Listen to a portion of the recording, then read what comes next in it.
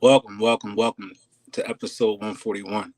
Before we get started, the picture is of a young man who was tragically gunned down here in the Philadelphia area. The significance of that picture and who he is amongst all the faces that may have lost their life due to gun violence in and around the city of Philadelphia or any city of that matter is. This young man happens to be another fellow podcaster, influencer, um, father, and man, Gilly the Kid. His son was gunned down here in the streets of Philadelphia this past week. And we wanted to send our condolences, our love, and our prayers out to his family. Unfortunately, all too often, this has become the norm in and around our communities. Senseless acts of violence, losing our youth and our futures. We have to do something about it to combat the violence that is in these streets. But more importantly, loving on our loved ones, our young people, and more importantly, loving ourselves. This episode is dedicated just to that, loving yourself and loving your people. Sit back and enjoy episode 141, Uncensored Minds. Thank you.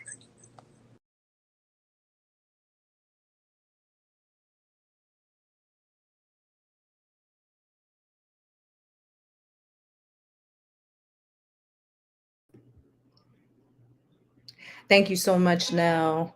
Rest in peace to YNG Cheese and sending prayers to Gilly the King, as he is now called, to him and his family.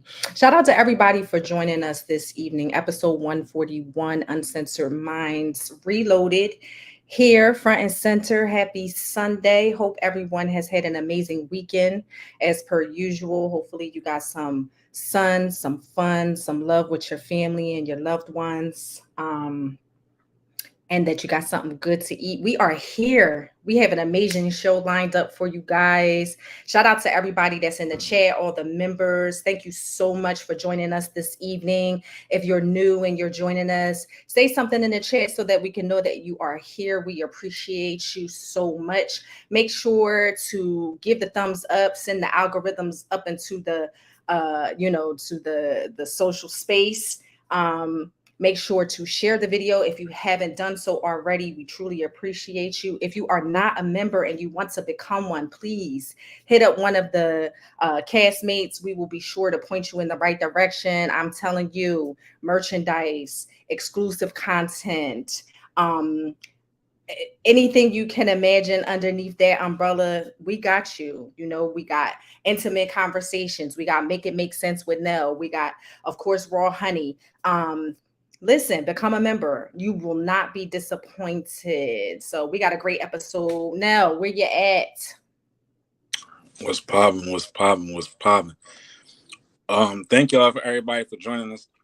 We got a fun-filled show for y'all tonight. A lot of information. As we said before in a couple of shows ago, this is the last time you will see us in these boxes. I know. You see us, we will be together. We will be joined at the hip. Uncensored Minds Reloaded will be together forever at last. So enjoy this episode 141. A great show and story for you tonight. And let's get it popping. Ish. Yo. I know we talked about this as we opened the show. Let's go into detail a little bit more about this. Because it needs it needs our respects. It needs to be addressed. And we're going to talk about it a little bit further. 25-year-old YNG Cheese, the son of Philadelphia legend Gilly the Kid, as we all know him, now goes by the name of Gilly the King. You all know him from his $1 Million podcast with Wallow, $1 Million Worth of Game, that podcast and what they're doing in and around Philadelphia, but also in and around the communities of the United States has been impactful. Talk about that for a minute. Yeah, so as we so affectionately know him, like you said, as Gilly the Kid, now going by Gilly the King. He has made an impactful statement in and around our city. Wallow, who is his cousin, also has made an impactful statement in and around our city. They advocate for stopping the violence. They advocate for young men doing something productive. They advocate for growth in our communities, safety for our family and for our children. Um, and we see that day in and day out from them, motivational speakers, inspirational men in our community. So, it saddens me, and just like I'm sure it saddens and everybody else around our city, that Gilly had to actually endure the death of his young son so early, to senseless violence that he speaks upon daily, to try to get the youth to take a different route and to see a different way and a better life. um and so it's difficult to watch the city have to deal and mourn the loss of this young man, whether you knew him or not, whether you knew his music or not. He is still a child of the city, and it hurts. It hurts. And the two other young men that were injured, they do have their life, but they Mhm. are, they are dealing with injuries as well. So prayers to their family also. Absolutely, absolutely, and it's heartbreaking that we got to keep reporting instances where um, another young life is lost to the senseless acts of violence.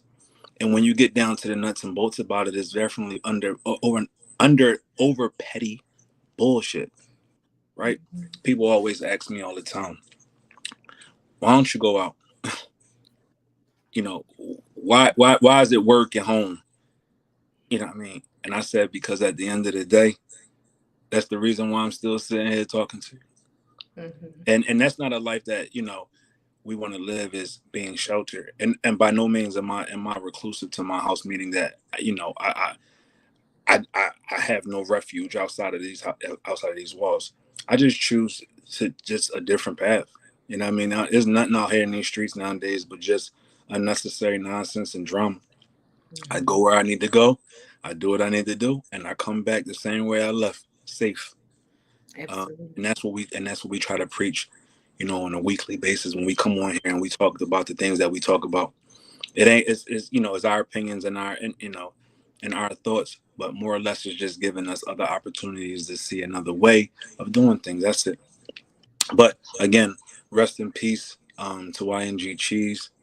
Um, his real name is Devin Spady. You know what I mean? I know we like to, call people by their aliases, but also let's put some respect on his birth given name, which is Devin Spady, and the whole family that is Gilly the Kid, Wallow, and his whole entire family who was mourning the death of their loved one. It has to stop. It really does. It has to stop.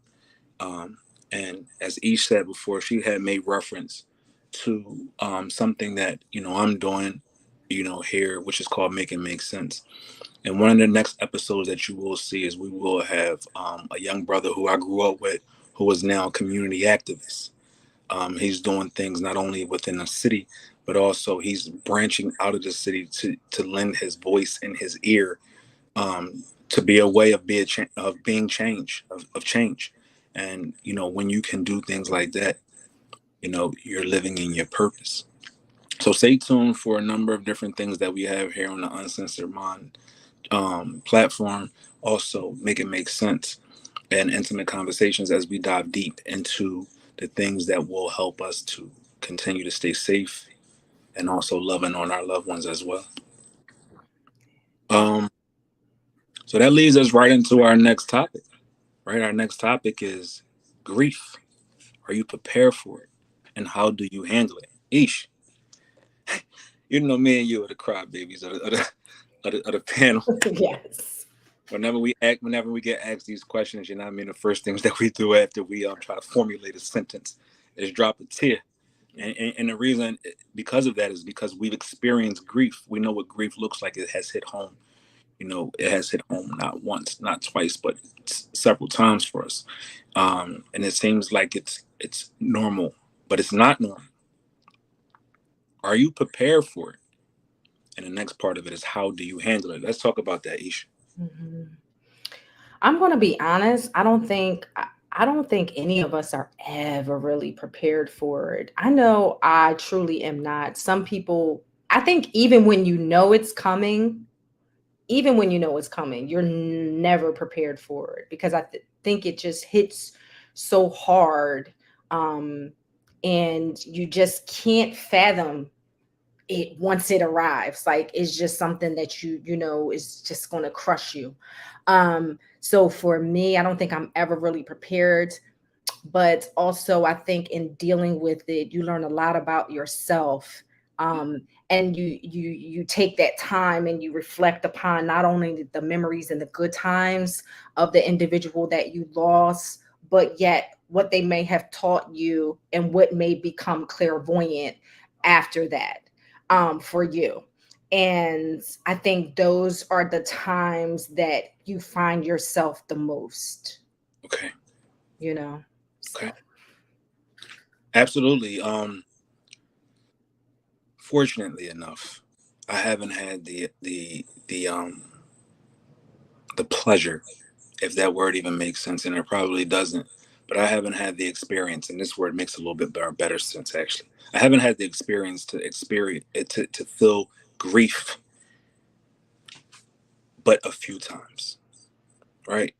I know some people that experience grief in a number of different aspects, even losing a parent, both parents, a child, um, friends, loved ones. I've experienced that, but when it hasn't hit close to home, but a couple of times for me. But that experience has done something to it, And one of the things that come to mind is when I think about grief is I always go back to my best friend because we were tied at the hip, and nothing about that moment ever gets easy. You know how you hear people say, "Oh, it's going to get easy." Oh, it gets easier as time goes along. It never gets easy. It just gets bearable.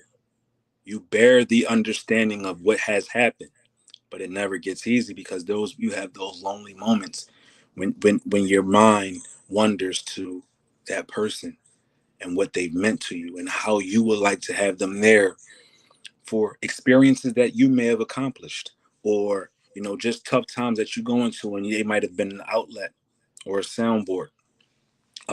But also too just the sheer feeling of just having their presence, you know amongst yours. um how I handle it is I know it has been said to me that it's kind of bad, is I suppress it by more or less just trying to mask it, just covering it up and not dealing with it heads on. And that could be a detriment because it can unleash other problems. It can unearth emotions and being taken out on other people, or just things that is unhealthy. One of the best processes that I've encountered in dealing with these things is what we talked about in detail, which is therapy. The therapeuticness of unleashing your thoughts, your mind, and just letting it spill out. So those things that clog up the brain can come out. It doesn't even have to make sense. I sit down with my therapist, and he said it doesn't have to make sense now. Just let it out. Even mhm. if you don't understand it, let it out, because at the end of the day, you got to release it in order to free your mind and clear your mind for things like that. So Yeah. that's how I've been handling it. Is more or less talking about it. Yeah, and that's good. Talking about it, expressing it, and I know you said suppressing it, and I know sometimes that is helpful, but it is good at some point to let it out. Um, and I see a lot of people in the chat like, I don't think you ever get over it. I think it becomes easier to deal with, but the grief probably never ever ends because it's still a hole, in you. It's still a piece missing from, you know what I mean, from your life. So I don't think you ever really get over it, but it just gets easier and easier as the days go on, you know, but you still grieve. You know what I mean? I think I'm a tough guy in a sense, but I am also real with my emotions. As I just said before, it's nothing for me to let it tear up, and that doesn't make me less than a man. It doesn't, and I realize that doesn't make me a punk. That doesn't make me soft. It just makes me human. And I want people to understand that the human side of life is emotions.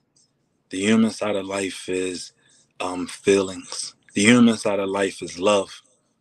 And suppressing those things only bitters our heart, hardens our souls, decrepits our minds when it comes to positivity and things that of the sort.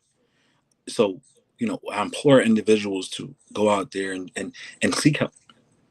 I, is nothing wrong with it. I go out. I ask you to find somebody that you can unleash your thoughts on, because you don't know how that might release some of those past hurts that you may have experienced, or some of those innuendos that you're holding up in your mind, that you're placing on any and everything that you come across.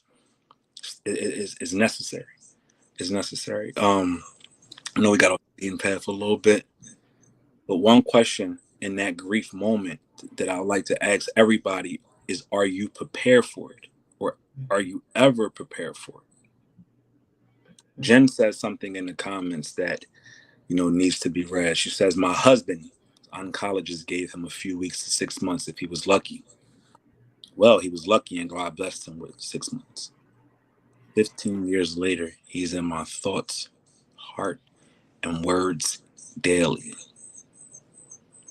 So it seems like they had to prepare for this, and still 15 years later, she still is not fully prepared for what has happened, and that's even happened 15 years ago, and how she's still handling it. Um, that's the perils, that's the pros and cons of this thing that we call life. Um, what says you, Ish?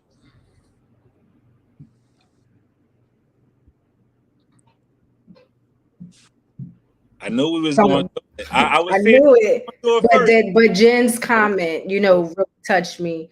Yeah, Just because, sometimes, things are given to you and laid out on your plate, and you don't have no choice but to deal with them, and you don't know what's coming your way. And then just being able to prepare the best you can, even though you'll never be fully prepared for what is going to happen or what may happen. Just knowing certain things and being able to prepare yourself for that is what's most important, and staying strong through it all and keeping your faith, and allowing yourself the grace to grieve. And when you don't allow yourself the grace to grieve, even probably before it can even happen, you give yourself the grace to grieve, um, because that's how you're going to get through it. That's how you're going to get through it. absolutely. I was once, I was waiting, I was looking, I was like, who's going to be the first to get choked up? Is it going to be me, or is it going to be Ish? Because these I moments was right good. I was good. I was good. I was good. I was good. I was good until I read Jen's comment. You know there, what I mean? Just because I'm dealing with my own stuff with my mom. And it's difficult. You know what I mean? It's difficult in times like that. So, just stay strong, keep the faith, allow yourself to grieve. Even 15 years later, even 20 years later, whatever it might be, it's okay. You know what I mean? It never goes away, I'm sure. absolutely. And what's crazy is you don't never know what or who may touch you. You know what I mean? I was able to experience this beautiful man that I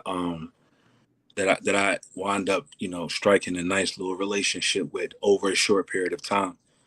You know what I mean? His name is John Barker. And in that short period of time, that this gentleman has touched my heart and my soul so much that I actually carry him um, in his memory around as if he was there from the moment I was conceived. right? As if he was walking with me my whole 40 something years on this earth. But when you come across individuals like that, their spirit, their love, just their presence puts you in a safe and confident place that you can let yourself be free around them and it be real. Um, and he's one of the individuals who I memorialized, but also I've let it be known that his spirit is continuing to help me go through my daily progression of being the best version of myself that I could be. And I say that to say, allowing people in your space and allowing people in your life and allowing people to be people helps you to have those connections, right?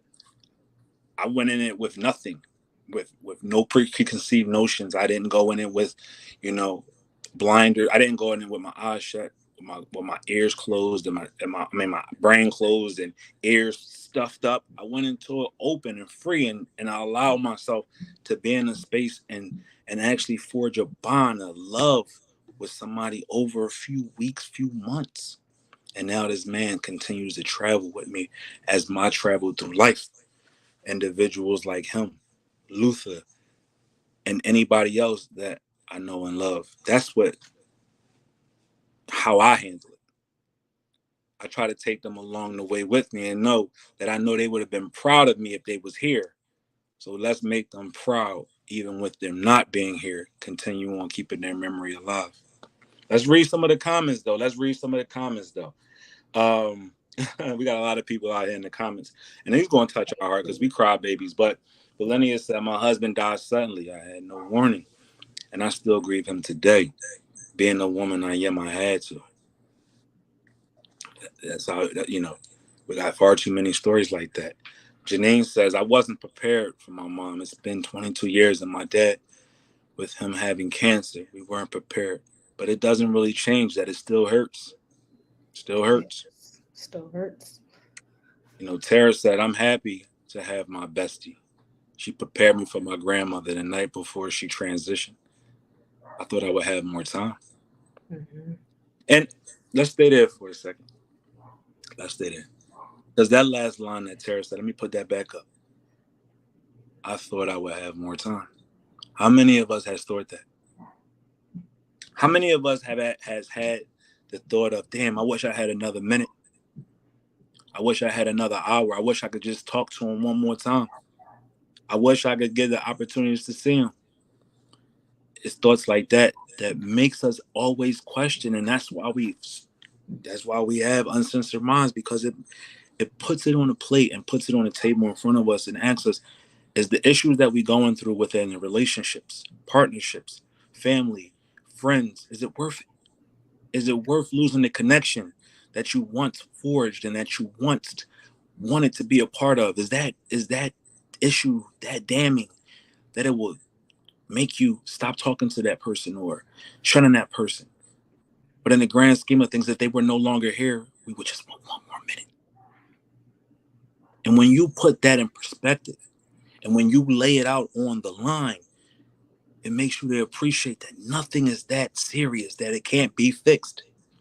And it can be fixed with simple communication. It can be fixed by swallowing our pride. It can be fixed about us dropping our selfish tendencies that we have in regards to whatever we think and saying, is this better for me or not?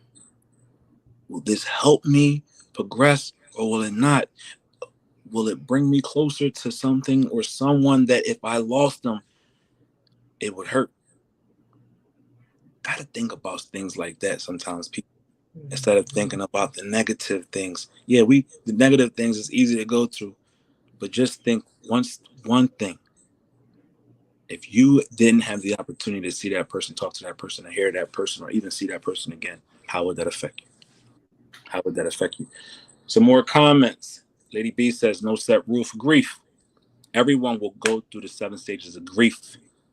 Losing my mother at 25 has prepared me to be tough with the grief process. I think about my mom daily and all my ancestors. Wow, powerful. Rhonda said, no, you're never prepared. I lost the love of my life But my granny told us long ago that she wasn't going to be here. But she's home in June of last year, and it hurts every day. And that's a piece of my heart.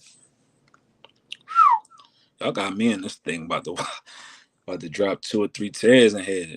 Lars says some deaths will never get over. My mom's been going 50 years and I still lose it when I think about her.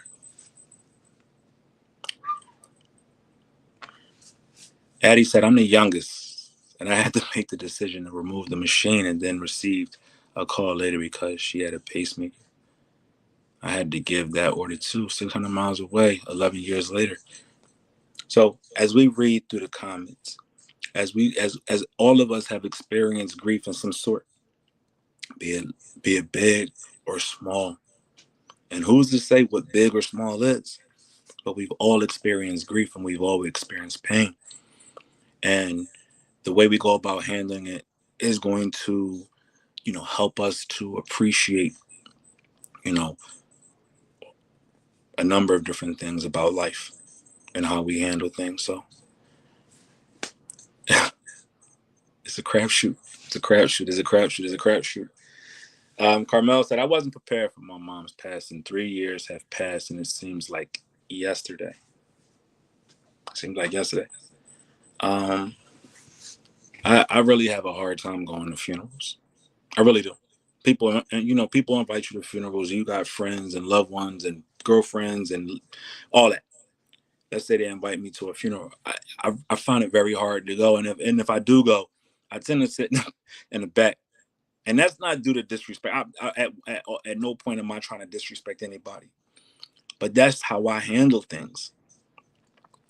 Because the closer I get to it, I start thinking about people like Sharon and Frank and Roosevelt, uh, Shonda and Yolanda and Jawan and those people that I'm naming are people that are still here. My mothers, my father, my sisters, my brothers.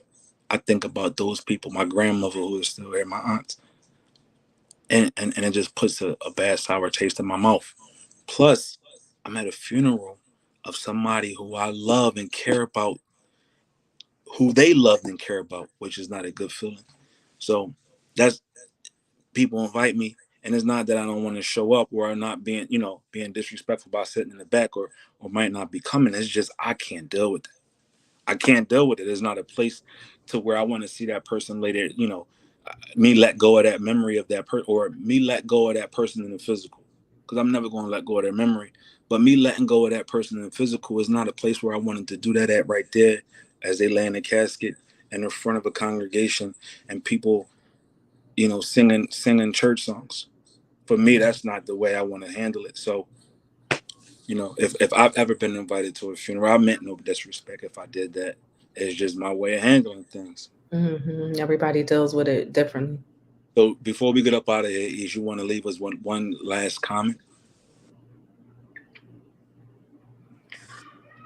Now I'm going to cry. I'm going to cry. Do, So do you know maybe I shouldn't leave us with one last comment. tonight's show for some reason is monotone. It has a monotone feel, but it's going to open up and blossom towards the end. Just trust and believe. I know it seems dark, and I know it's pulling at our heartstrings, and we typically, what I mean, have a flow to Uncensored Minds. We typically leave y'all with laughter and y'all peed yourself and all that. And we're going to figure that out before the end of the show. We're going to make sure y'all pee on yourself with laughter. But we got to address certain things that is real that we need to face and we need to deal with. So our next topic, we're just going to continue to keep chugging down this path. Have you ever cheated death? I love it. You I gotta love it. laugh. You gotta laugh. You You gotta laugh. do. You Crying, do. crying. But Yeah. have you ever cheated death? What do you account that to? What do you account that to? And do you believe in Final Destination? Shit. So that person who created this topic right here, we all know who created this topic. So Fact. again, have you ever cheated death? What do you account that to? And do you believe in Final Destination shit? Ish, what you Yeah. cheat? You cheated death before? I have. I mean, I guess it really all boils down to what you consider cheating death. But I mean, we all know that the definition of cheating death is coming to a near death experience and being able to get yourself up out of it, right? Absolutely. Some way, shape, or form. Whether it be critical thinking, whether it be being good at doing something to get you up out of it, whatever the case may be. But I did have one experience that I felt was could have been near death or very, very critical. It was one New Year's Eve. I was with um, my ex-husband at the time and my best friend, and we were in the car. We were coming from an outing on New Year's Eve, and it was icy out, and a drunk driver actually ran a red light. Had to be doing at least 90 to 100 miles per hour, and I'm coming through the green light.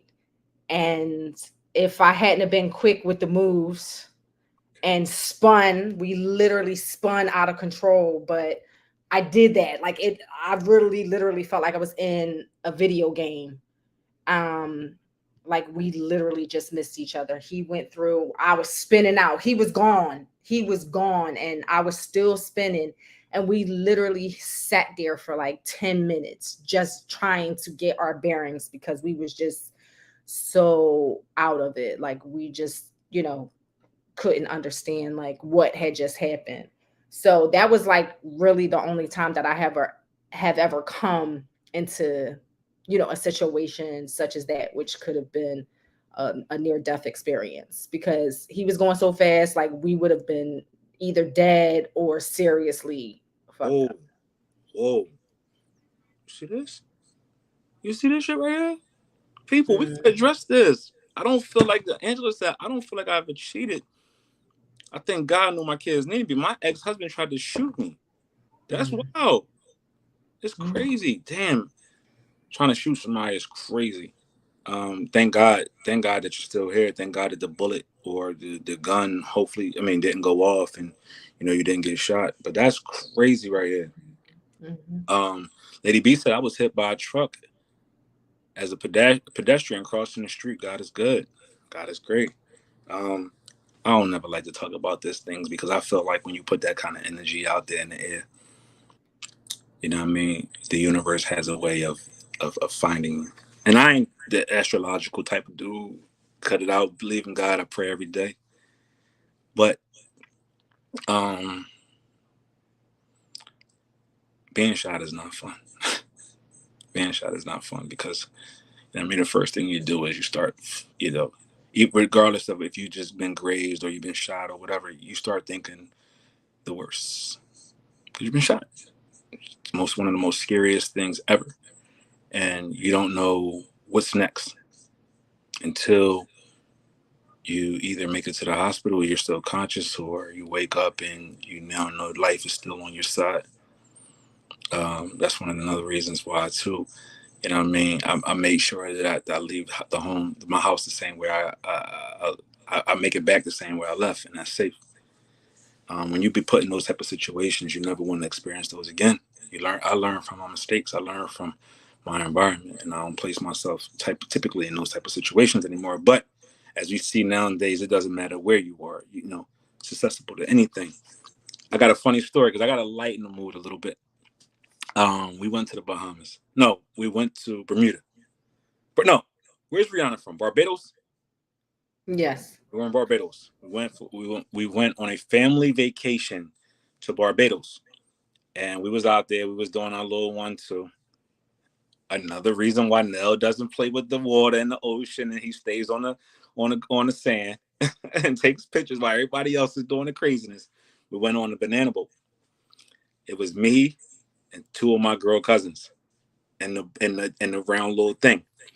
So we in there, nice little ride. The man decides to gun it because he thinking we saying faster, and we just screaming. He guns it, flips us. We go up in the air. Girl cousin fell out. My other cousin, hands on my balls, gripping them while she trying to hold on. She wound up tumbling out. We're in the middle of the water. Nell, scary ass, is holding on for dear life. He didn't tip over with the boat, but he's seen his two girl cousins. Now he said, "Now the type of guy that I am, I can't go back to the shore in this thing without them. Family's gonna kill me." So I was screaming to the boy. Now I'm in Philly mode. Nigga, stop the motherfucking boat. Chill, chill, chill. No, they can swim back. I said, nigga, if you don't stop this joint. So by this time, I'm stopping it and I'm trying to pull these two women out the water. My cousin like, no, leave me. I don't got no energy. Just go. I was like, nigga, I can't just leave y'all out here while I'm no. Had to pull them into the boat, put both of them back in the boat, and we went to shore. I swear to God, the moment we got back on shore, man, I wanted to kill this kid that was driving that damn boat. But I had to say that to say that was me learning from my experience. If y'all go anywhere now around water, and y'all see a lot of the pictures that I go to when I go on vacation, I'm always somewhere where it's some nice blue water. I'm on the sand. I'm ain't out there. And the only time I'm out there is if I'm on a cruise ship or I'm on an airplane flying over it. Right. Had to. That's crazy. I ain't doing that. That's wild. It's wild. That's wild. I had to lighten the mood a little bit. I had to give a little funny story because we got real Hmm. dark real quick. Yes, we did. We got a lot of crazy shit going on. Look at this. Ish. Sarah says, I was robbed at gunpoint. Literally, the gun to my head at my job. Someone came to the door and scared them off. Wow. That's weird. That's wild. Crazy. Crazy. Yeah. Crazy. Janine said I had a hysterectomy in 2017 and I bled out after a month in ICU in a coma, 15 blood transfusions, and over 10 plus surgeries. Wow. But I'm still here. You know what? I want everybody in the comments. Still Whatever, standing. whatever your religious beliefs is, I just need y'all to do this one thing for me. Just put That's God. opinion. Just put God is good in the comments. Yeah. Whatever you do, whatever you got going on at this moment, I just want you to stop, and I just want you to put God is good in the comments because we need to change the algorithm here. We need to put that. We need to put that in the chats and flood the chats. So when they go watch this tomorrow, they go watch this on Wednesday, Thursday, and Friday, and leading up to next Sunday, they can see that God is good. So let's start by saying God is good. Please do that for me. All the time. I'm typing it. I'm typing it too. God is good. Right. All Type the it for time. me too now. Put it all the time. Yes. God is good. Yes. Yes. God Yes. is He good. is all the time. God is good all the All the time. time. Yes, he is. Yes, he is. And we talk so much about death this evening. So make sure that you hold tight to your loved ones. Let them know how much you appreciate them. Let them know how much you are so thankful that they are in your life. And like Nell said, the arguments and the beefs about the nonsense and the pettiness and the whatever, the cattiness, whatever, just make it right. Make it right, because you never know when might be the last time. You never know Me and T, what tomorrow is me, going to me and T, bring. friend by the name of Mont. I could say this story now because it's like maybe 20 something, 25 years old. But Mhm. we was on our way to Franklin Mills at the time. You remember the Mills? So we had a car, and I don't know why we rode with Mont this day, but we rode with Mont, and he on the phone with his baby mama, and they got it. When I say they toxic, they worse than toxic. They take toxic just and make that look like it's a common word, but them two is crazy. They on the phone arguing. We on 95, and this man doing 85, 90 down the road. He on the phone screaming, "I'ma kill everybody in this car, including myself, cause she getting on his nerves." That's what he's screaming back and forth to her. "I'm gonna kill everybody in this car." I said, "Nigga, no, you're not. You gonna let me out? You ain't gonna kill me." But that's right there the craziness. That again, we had to put another funny onto the plot because it is what it is. So Mhm. entertainment quick spin. That was time. It's time for the entertainment quick spin. What you got? And this your lane right here. This is your lane. We want you to speak on Yes, yes, yes. book Well, YNW Melly, YNW Melly the mistrial. gains a mistrial. Talk about. After 19 days of arguments, okay, and almost 3 days of deliberations, he gets a mistrial on this homicide case. And what that means, and a lot of people have been a little bit confused about it. I've actually had a few discussions about this because some people are just unclear about what a mistrial means. You know, a mistrial basically means that all 12 jurors weren't able to come to a conclusion as to guilt or innocence. Therefore, he gets another trial. He gets another chance to do it yet again. So, um, they read the verdict. It was hung, which led to the mistrial, and so they will be having a few status hearings to figure out when the new trial is going to be. That could be good for defense. It could be good for prosecution, depending. Both sides of the fence have laid out their game. They've laid out their witnesses. They laid out their evidence. So you kind of already know what's going to be forthcoming in the second trial. And now it's just a matter of who's going to bring home the victory. Now, with that, does he get to come home before the next trial? Talk about that. No, it doesn't seem that he will, because I mean, if it's like it is in Philadelphia, that's murder. He's going to sit until the decision.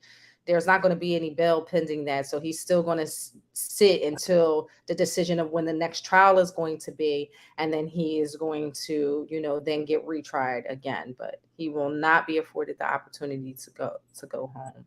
Wow. Yeah. So we'll see. I mean, typically, I'm going to tell you, typically, and just by what I've seen, mistrials, when they're being retried, I've seen some cases even be retried twice, because the person you get an option to, plea if you don't want to get retried again and you don't want to go through it. Okay, they might offer you a plea and you might take it. I've seen people get retried twice and come out on top. So a lot of the times, by what I've seen, mistrials normally lean to the benefit of the defendant more than the prosecution. So we'll see how this one turns out. Squally, What what's up, up? T? What's today's mathematics, man? What's today's mathematics? Today's mathematics, man. How's Now, everybody doing? don't get off that easy, bro. You don't get Yeah, off that easy. This ain't intimate conversation that you don't get an opportunity to make us cry. You dig? What's up? What's cracking? What's the problem? Let's get right into it. So, Lil Boosie. Lil Boosie's been in the news every week, it seems like. Lil Boosie was in the news for being arrested. Now Lil Boosie is in the news again because he takes back the car from his daughter. What we talking about? So his daughter had a birthday, and he decides to buy his daughter an $80,000 Mercedes Benz. But because the Mercedes Benz was not the color that she wanted, she made a fuss. And she went on an Instagram rant, disrespecting her father for not knowing her, not caring about her, and buying her the wrong color car. So Boosie, like any nigga would do, took the car back. Said, fuck you. I want my shit back. Bye. Was he I right? don't blame him. Yeah, he was right. Was he right or wrong? I don't blame him at all. He was right. You don't appreciate it. You don't want it. It's the wrong color. Remember, I'm gonna take it back. And how about you don't have it? Especially knowing probably the energy that he was met with as he gave it to her right then and there. We saw the aftermath. Like, we saw her disrespecting him, going in on him in the videos after. But just imagine what it was like when he showed up with it and it was the wrong color. She probably was being disrespectful to him in his face. So I would have took the car back too. She posted pictures on her Instagram in front of the car. So evidently she wanted a quick flex. She didn't care about it being the wrong color then when she was taking pictures. So why care now that it wasn't pink and it was black? So and this is again what we talked about before. This is entitlement at its best. This is disrespect at its best. This is craziness at its best. And this is these damn kids, again, expecting more than what they put out. Yeah, that was wild to me. Y'all know I'm always team fuck them kids, man. Mhm. So I'm gonna break this down like this, man. I got a nephew named Six, right? He was in college, and he was upset that his mom bought him the. I guess this was 2022. So she bought him the 2022 Civic now instead of the 2022 Honda Accord. Oh, So he like lost it. Like I don't want this shit. Like, and my sister ended up putting him out that day. So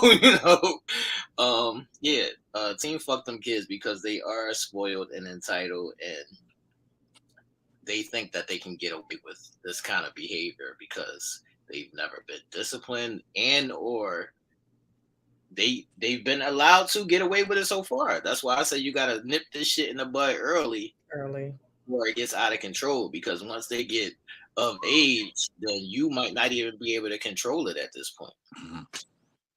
So Boosie went on the record, as Tara was saying, Boosie went on the record and that, your mom is a con artist. Your mom is manipulating your mom. When you live with me, we had no issues, no problems. But then when you got back around her, you changed your ways and you started to become disrespectful. The daughter actually with him. Hold on now, I got a question. How old is she?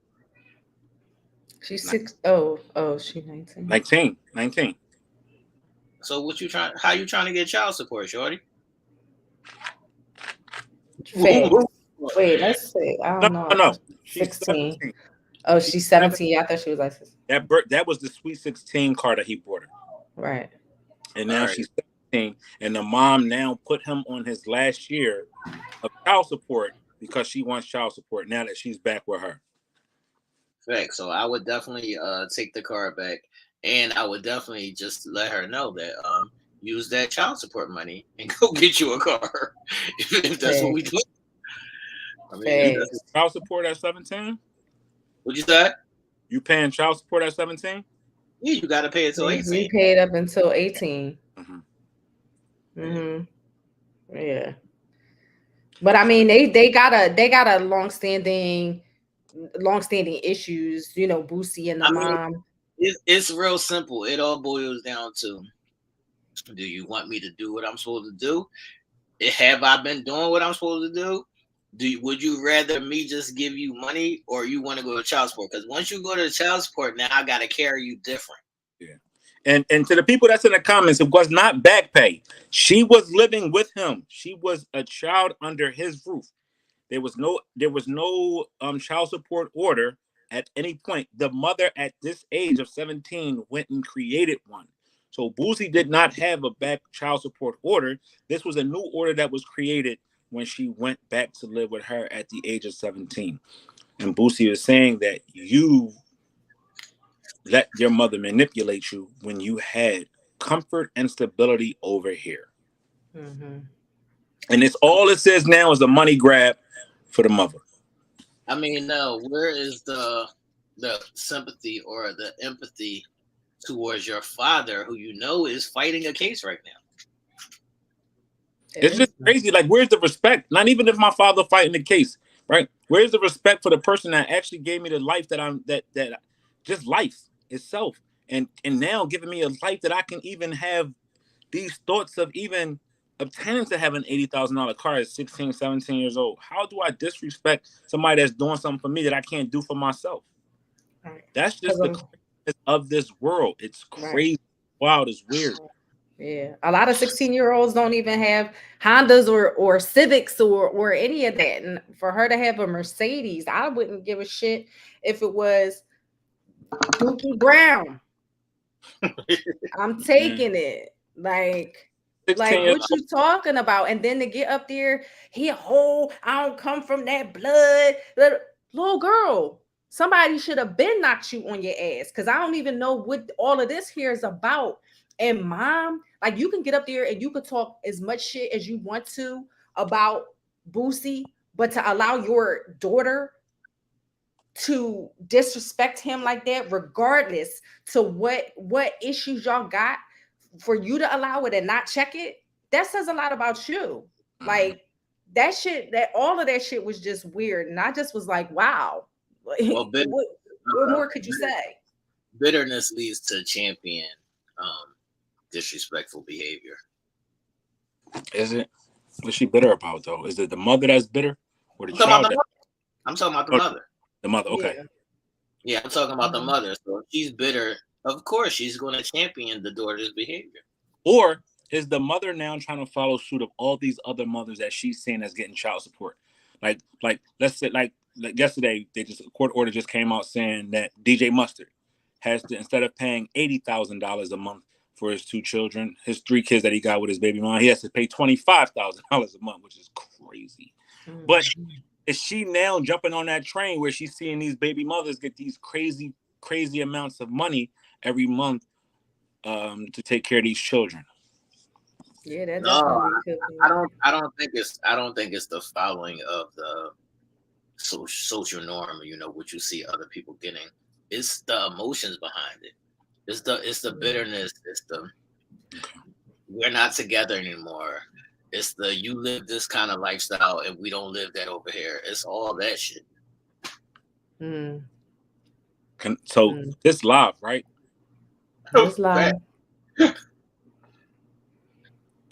Guadalupe, Cologio's mom, if you take me to child support, that kind of crazy crash, I'm gonna commit a murder, and I'm putting that on public record. I could not. I just want to say, But I love the disclaimer though. That's what's up. Make sure you Gotta put it out there. Yeah, make it make Gotta sense. put it out there. Make it make sense. Would you say, Tim? Both of my kids are above 18 now, and I've never paid child support in my life because it never was necessary. If you handle your situations correctly, you know, if you pick the correct people, you know, if you're mindful of your choices, then you can avoid these kind of. Can I ask a question? Because y'all both got kids. What's up? At what point are y'all going out to get child support orders, right? And are y'all only doing child support orders because y'all can't be with the man, or is it because the man is not taking care of his responsibility without the order of a court behind him? What is that like? Why when people go down to file, why are they filing? That's what I'm asking. What can that be? Well, for some people, like, you know, they have different reasons for filing. Like some people need it. Like some women. And let me just start off by saying, my baby daddy is one thing that he will always say. Like, I always had the utmost respect for you. He did 8 to 16 years. He was a drug kingpin in Chester County. He did 8 to 16 years. He wound up actually doing 10 to 18. Like, he got extra time. I never not once took him to court for child support. Now, mind you, in order to receive public assistance, in order to receive medical Medicaid or food stamps or whatever the case may be, child care, you have to take. Let's stay right there, Ish. Let's stay right there, Ish. Because I'm gonna tell you how this works. So you have a baby by somebody, right? It's up to you to be present. It's up to you to sign the birth certificate. Now, if your name is not on the birth certificate, then they can't automatically, you know, take you to court for child support. They would have to get a paternity test and go through the steps. So that is the first step of it if you sign the birth certificate. Mm-hmm. But I also want to say the reason why a lot of women do it is because there's a lot of deadbeat dads. It's a lot of deadbeat. I've seen a lot of people do it, and they ain't got deadbeat. Like the reason why I asked, right? Because I have a homie who's I'm close with, who was actually living in a house with his kids, and I have a brother. That's who I was talking about. Right? Kind of like, you know what I mean? But he was living in a house with her, kids in the house with him. They married, and she had him on child support. Yeah, but that goes along the lines that Aisha was saying, because she was getting food stamps, so, and his name was on the birth certificate, so they automatically put you on child support. As soon as she gets food stamps or any kind of medical coverage, they automatically, if your name is on the birth certificate, they'll automatically put you on child support. Facts. Whether Right. you live there, whether you take care of your kids, none of that shit matters. Once Right. you get public assistance, they automatically put you on child support. That's how it works. That's what it is. Yeah. It's wild. Like I guess the reasoning is different for everybody though. Like, as to why they do it. Yeah, I don't facts. know. I never wanted to be in the court system. Like I never wanted to do it. I just did it from the muscle. And it was hard as shit being a young mom.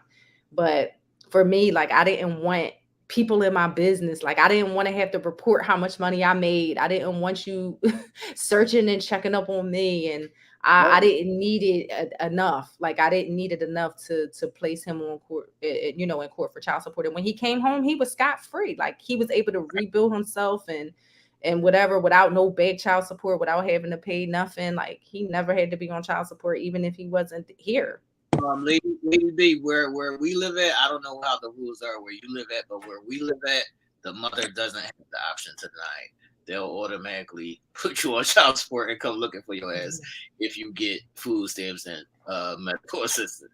The mother doesn't even have control of that at the point. So normally, I would say either not have your name on the birth certificate, and or the mother should say, I don't know who the father is, and that is the only way you can escape it if she's going to get food stamps and medical assistance. Like I remember, and I remember this because I see some people in the comments saying, "No, that's not the case," or my kid's father never was placed on child support because I got food stamps or public assistance, whatever. I remember a law changing in that, right? Because at one point, women could have as many kids, and they was giving them support for every time they had a kid, and then that had to cease, right? Right, Ish? Is that in my Yeah. missing right? Yeah. Pat? No, laws change. So you might have your kid's father may have been passed, or that order might not have been out there when your kids was out, but now it is. I know that to be a fact. Mm-hmm. And and Yeah, a and I lot of the laws have changed over the years. And I think it too is to crack down. You know why a lot of them laws changed? Too, because there was a lot of welfare fraud and stuff going on. A lot of Commonwealth cases and stuff that was Let stemming. me explain how this shit works, because I've seen it all.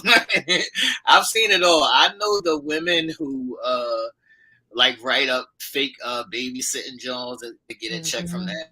Like there's all kind of ways to finagle the system, and that's why they mhm. put all these certain laws in place, because people Stipulation. were running it up.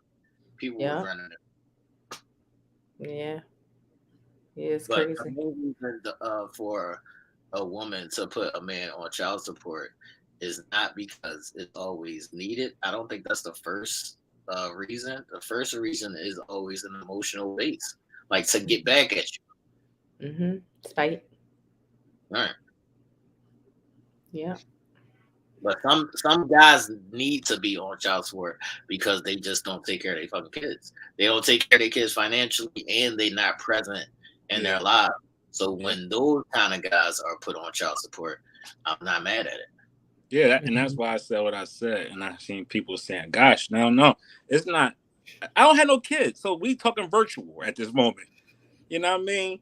Colodula is an AI kid they made in the AI lab, and Colodula and Guadalupe is is my daughter in my head. So I don't have no kids, so kind of I can kind of make a joke about it. But if I was to have kids, and people who know me know I'm gonna be a present father.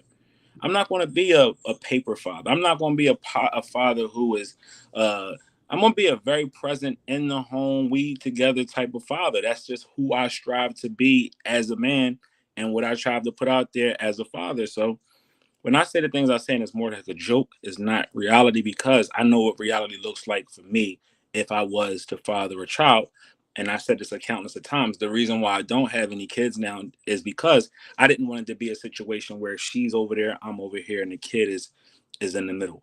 we gonna all be under the same roof, making it work and having a relationship together as a family. Facts. And a lot of times, I want to say that women do get the short end of the stick, because if the man doesn't have like a job where he's getting a paycheck per se, he might be getting paid under the table. They can't really put him on child support. So you might be able to take him to court and say you want child support, and he'll just go there and be like, I don't have a job, or I only make a certain amount, and they'll give him a child support for like $25 a month and some shit. So then, what? But Mont got locked up for that. Right. He didn't have a job. Right. They made him get a job, and he didn't want to hold down a job, or not that he didn't want to hold down a job. They didn't consider his job as a job that was making, and they locked his ass up several times. So they do have some. It depends on the counties, because at the time, the mother was living out of the Philadelphia county and was living in another county outside of Philadelphia, and they came and got his ass and locked him up because of back child support, or because he didn't get a job to pay the child support. And once it got up to a certain number, they put him in jail. Because if they can't take the money right out of your check, then it's up to you to pay it. So if it just runs up, they will like lock you up. You can get pulled over for some regular shit like running a red light. And if that child support is ran up, they'll lock you up right there on the spot. Facts. And it's hard to get out because you got to have a certain percentage down even before you can get out. Second question. Would I be less than a man if I took my child's mom to child support court if I had custody of my children? It depends on how that is. Mm-hmm. Depends on how that is. It depends on your circumstances. Like, do you need it or are you just doing it? Does it matter? Yeah, and does it matter is because if we stand on that path of equality, right? Can we say to her, "Do you need that?" Yeah, but it's different. This is where the double standards definitely come into play.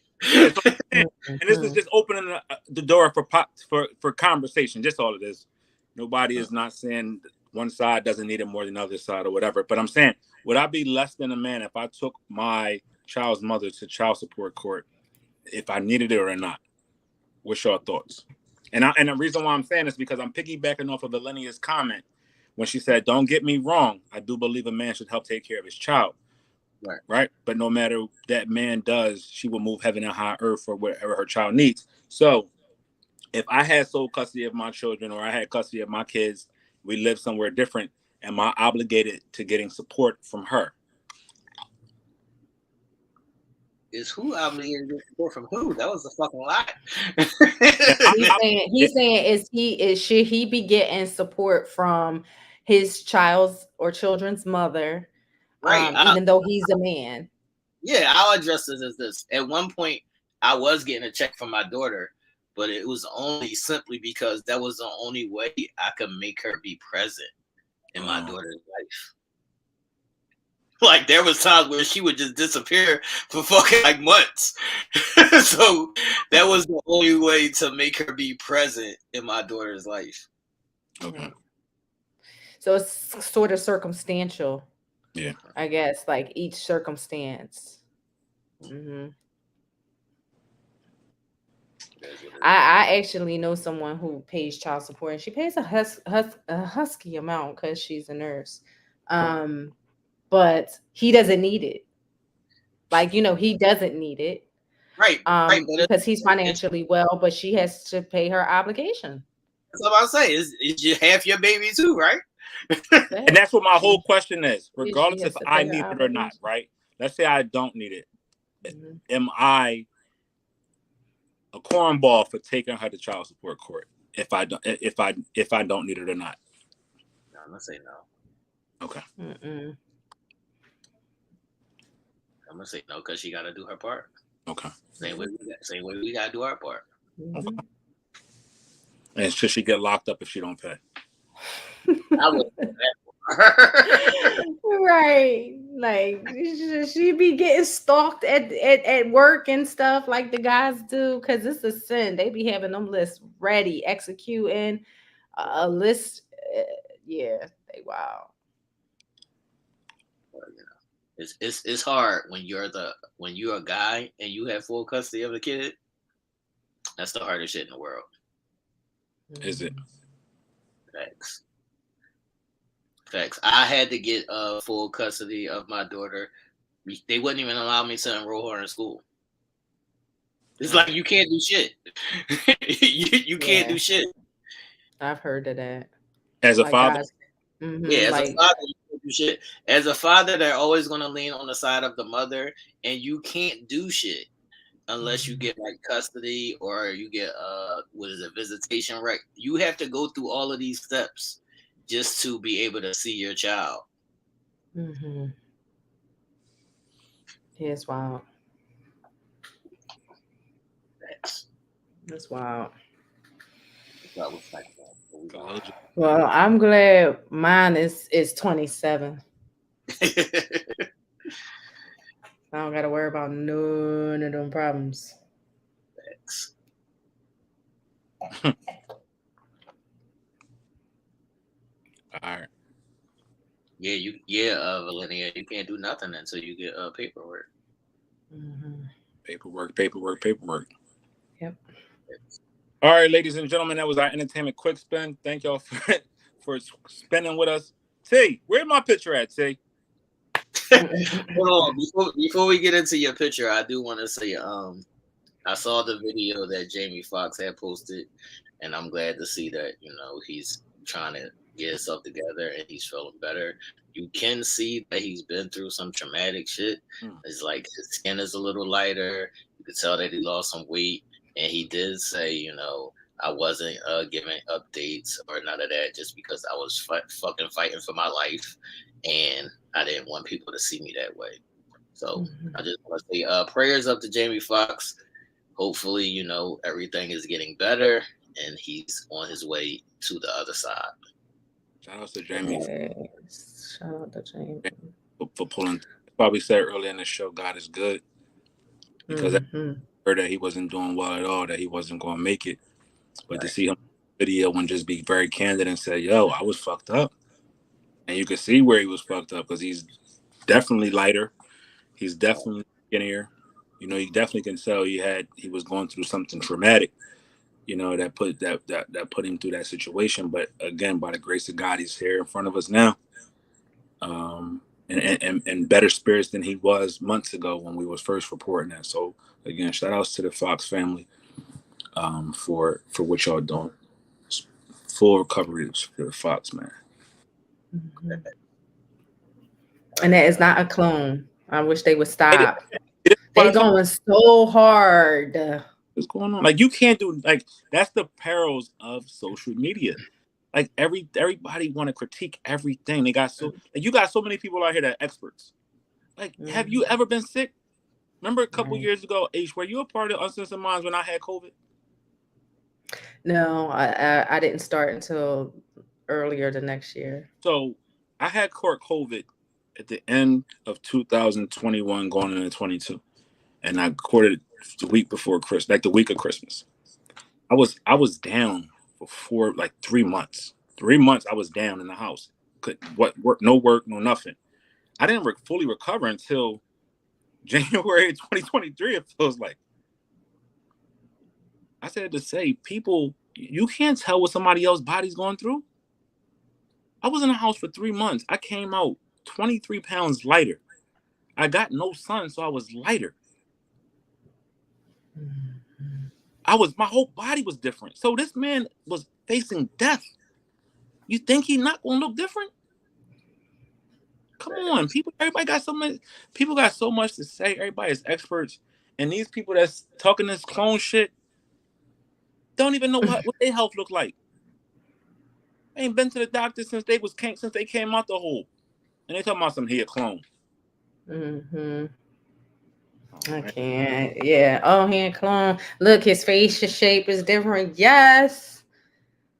It's possible that he wasn't eating. If he had a stroke, he might have been incapacitated for some time. He could have been tube fed. He could have anything. Like, When stop you it. lose weight, your head gets smaller. When you gain weight, your head get big. The fuck is that?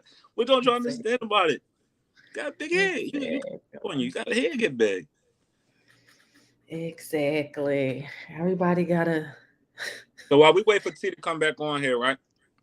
We're gonna jump into our next little topic. If pretty was a person, is pretty privilege real? And do you use it? Eesh. Mm. A resident pretty person. Hey now. Pretty privilege real? What's your thoughts?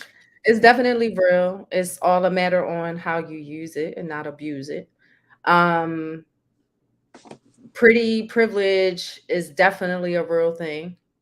Um, People feel like, because you're beautiful, you can um just about have anything you want, get anything you want, move how you want to move, sometimes talk how you want to talk, like, you know what I mean, and think that you get a pass because you got a pretty face. Not all the time is that the case. Not all the time is that adoring. Not all the time is that pretty of you, if I'm going to use that word.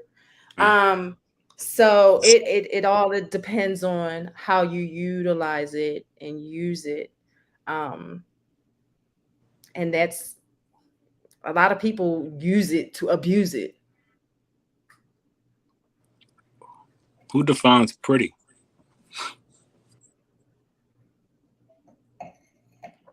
Do you think you Pretty is the define? an eye of beholder. Is that what they Do say? you, Beauty is in the eye of the beholder. do you think that you define if you're pretty, or do you think that the people looking at you define if you're pretty? Well, 99% of the world is gonna say I don't care what nobody thinks. It's all about me. But in retrospect, we care, Mhm. right? You care, right? Mhm. Because if we didn't care, or we didn't have some sort of care in us, the pictures we post to get likes, we wouldn't do it. Mhm. So we I think it's from the person looking. does it is it defined from the person looking, or your own overall standpoint? Yeah, I mean, because from your own, I could think I'm pretty and I could think I'm the most beautifulest woman in the world, but the person looking at me could be like, "You ugly as shit. Yeah. Like, you not pretty. You got a big head. Like, you know what I mean? You got an egg face. Like, just because I think I'm pretty, and sure, we should all admire ourselves. We should all think that we are beautiful inside and out. But the person looking at you doesn't necessarily see what you say. Yes, true.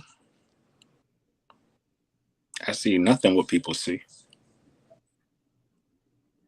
Um, Mhm. Pretty privilege is definitely a real thing. I would say it falls on the women more. You know, Yeah. I used to tell my son all the time, like, it's going to be easier for your sister to go in the sneaker store and get a job than it is for you. Just because she's a girl, and when people come in a sneaker store, they like to see pretty girls, and niggas will buy sneakers from the pretty girl. And that's just the way of the world. So it is a thing, and it does work around. But guys can use it as well. Like, I've used it on occasion to get out of a speeding ticket, to get extra food here and there. Like, it's available. I mean, listen, It's do also you feel like it could be abused? Do you right. feel Yeah, like some women abuse it? And absolutely. how do they abuse it? For music. Always. People abuse it because to gain things that they're not, what how do they abuse it? No, people abuse it in the affection of, like, if you know you can garner certain attention from a guy or girl, then you're abusing it because you don't really like that person. You just know that they're attracted to you from your look, so they're going to do things for you because of that. So you can use it in that form. Hmm. Hmm. Yeah, see, like for me, I feel like I always grew up kind of getting feedback that I was pretty, looking at myself in the mirror and uh, uh, uh, seeing a certain image, right? And then going out into the world and then receiving that same sort of response, not 100% of the time, but a good portion of the time. Um, so early on for me, I had to like limit myself in certain areas and aspects because I didn't want to be extra because Right, I was pretty. because you don't always want that attention. Right. And I feel like it I limited myself in just being who I was because of that. All right, Like, Ish. When did you use it? When did you use it, Ish? I've never used it. Cut it out. I've never used it. I've never used it. What you mean, Look, like going in the store and winking? No, I'm just saying, what, like going in the store, winking my right. eye No, to get a no, pair of sneakers. you don't even have to like do none of those subtle gestures, but it could be applied to you. Like somebody's going to, you know, cut your check a little bit less, you know, whatever how it may be. Like you could be out, your check could be this amount, but since you pretty, they give you this certain discount. You ain't gonna be like, no, I want to pay the full See, price. here's the thing. But see, here's the thing with that, T. Like my pretty privilege, I'm gonna say this. I never used it. It just always came. Right. Like if those things happen, they just happen. It wasn't me utilizing it or it wasn't me putting anything into play. It was Right. just things that just happened. I could be in Wawa and I could have, like my coffee, my Red Bull, or whatever the case may be, and somebody would be like, "Oh my God, you're so gorgeous. I'm gonna take your tab." Right. Even this one guy, like I got gas, and Wait my a minute. tab was. Wait a minute, Issa. Let's stay right there. So in Mhm. these occasions, do you stop them and say, "No, I got it," or do you let No, them pay for it? no, Did I let them pay for it. But that's what you? I'm saying. Or I just used it, but I don't put it to use. And that's where I think it's a difference. Like, I don't put it to use. Like, No, I don't, you used it. You didn't abuse it. right. That's, Okay. Yeah. I use it and not abused it. There you go. now you want a chopping block? What's up? I don't know nothing about this shit. Nothing about this. No, I don't know. I guess once you dissect things, who's to say if somebody looked at me and said, "Oh, he's nice looking" or whatever, let me give him some extra rice in his shrimp and rice basket. I don't know. Let me give him some extra fries in his bag. I don't know. I think it's a little different for men though. I think it was a little different for men. As we talked about it, we dissected. Yes, each is going to get those free gas fill ups. Each is going to get those. Let me pay for that. Whatever. I might just get, oh, hey, you're a handsome guy, or you smell good, or whatever, and that's it. But I want to disagree with that. I want to disagree with that because I I've never seen. had nobody say, "Yo, hey, you look nice, so here's something for you." I never had that. No, I've definitely See, got have that. you had it? Okay. Yes, I've And in what context? Not a But in nice. what context? in any kind of context. Like, Mhm. are we at the supermarket? Are we at a restaurant? Wherever? Am I It just could be outside? wherever. In any kind of time, I've seen it in every form or fashion. Like, All right, so just take us down the road of an instance. Because I'm interested to see, like, I've never I've been known in a woman. I'm not stores. gonna say I've been in stores and women have paid for my stuff for me just because they thought I was cute. Like, mhm. you get a certain amount of attention when you're the cute one out of the bunch or whatever. It's going to be times where it comes to you. You just have to You see it. get a little bit of attention when you with the you do get attention, but somebody stopping and paying for my Balenciagas is just not gonna happen. Oh yeah, I'm definitely getting that. I'm getting that off. Yeah, I'm getting that off. How- You at so the how name does it at make the you name paying feel? order? I Yeah. ain't that pretty. I'm not that good looking. That's why I'm in. What do y'all know? I haven't What, never have it happen. Cut it what's the out. question? No, I was saying how did that make you feel? And is it something that you kind of look forward to? Like It's knowing, hey, listen. it's not Mhm, abnormal to me because I've experienced it my whole life. The only time it mhm, becomes a detriment is when the monsters, like when the monsters try to do it. So when the monsters try to do it, it's like, oh, man, I wish I wasn't what I am. Right. Right. So yeah, So you what if to know not to abuse it because you can get yourself in some shit. But right. which is All right, so what about if you were in a relationship? Like, how did you deal with it at that time? Like, would your significant other be upset or feel a certain way about that? Or would it be like, no, don't be accepting no gifts? Would you still accept gifts? How does that work? sometimes it depends on the insecurity level of the person. So some women are gonna be like, go ahead, take the free shit. And some women are gonna be like, no, don't take it. Mm-hmm. It's this. Mm-hmm. All right, now flip the script. Nell, you would a person who is super duper pretty and gorgeous, and then they receive all that attention. It has been How you feeling about that? it has been a con in some instances because I'll get attention, comments, and I don't pay attention to the comments, but they may. Mm-hmm. And I'm just like, you paying attention to the comments more than I am. I could care less about that. Like, people gonna say what they gonna say, and, But and people that's that where you that's where your discernment comes in, Ish, because you could take those comments and you could run off on Mm-hmm. short. So she could be sending you these comments, and then if you're a asshole, or if you want, or you're a person that take advantage of shit like that, you could be like, yo, you should do X, Y, and Z, and they'll do it Right. because they think that you cute or whatever, just to Right. try to shoot their shot. Right. So yeah, it's there for men. but Yeah. we get it a lot. I've gotten it a lot or a few times where it's, oh, you got people commenting, you got, I can't do nothing about that. People gonna comment regardless if you like it or if they know you was or No, whatever. But people you do. can do something about it. You just choosing not to. What can I Right. do about it? I just told you can run it up, nigga. Yeah. Oh, run it. Yeah, you can run it up. That's doing something about it. But in the grand scheme of things, people are going to have something to say regardless, and you can't Right. stop that. So it's Mm-hmm. like we're paying attention to something that is a never mind to me.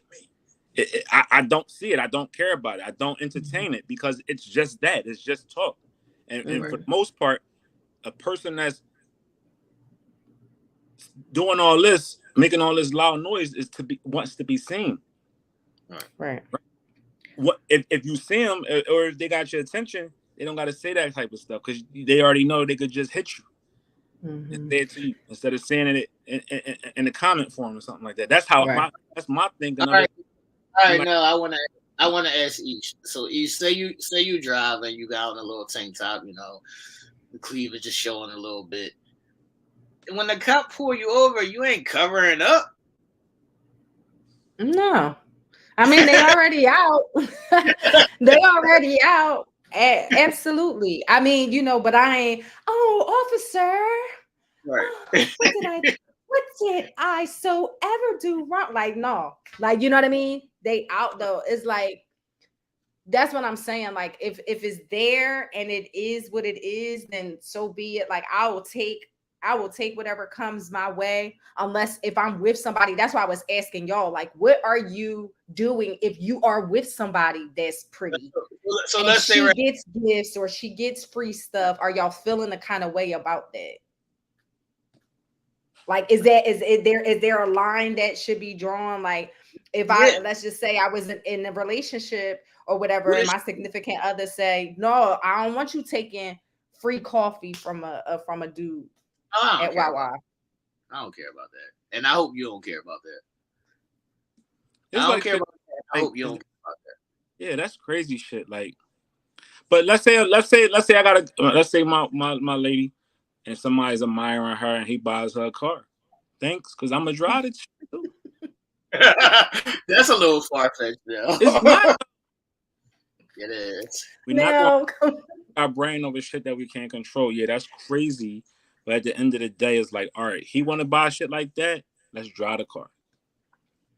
are you really saying that? No, No, he pied right now. no, you gotta be. You I'm gotta not. be pondering. Listen to me pondering. Are you pondering? Are you thinking hard? Are you pandering? Oh, Yeah, he Like paying. you really, yeah, because like I don't know if I believe you I'm fully. not. If your girl came or home and said, honey, I just got this car from this guy. He yeah, really we're just not thinks having that I'm conversation. gorgeous. Let's change the subject. Facts. Yeah, no, no. I don't know. I'm talking shit because if she come home with a fucking car, her and the car gotta go. Because you shouldn't have took No. the key. See, here we go now. I know, that's what I'm saying. So it Oh, is difficult. Maybe not Wawa coffee. Yeah, like you might not feel a way about Wawa But look, coffee or one a thing I Red will Bull. say this, right?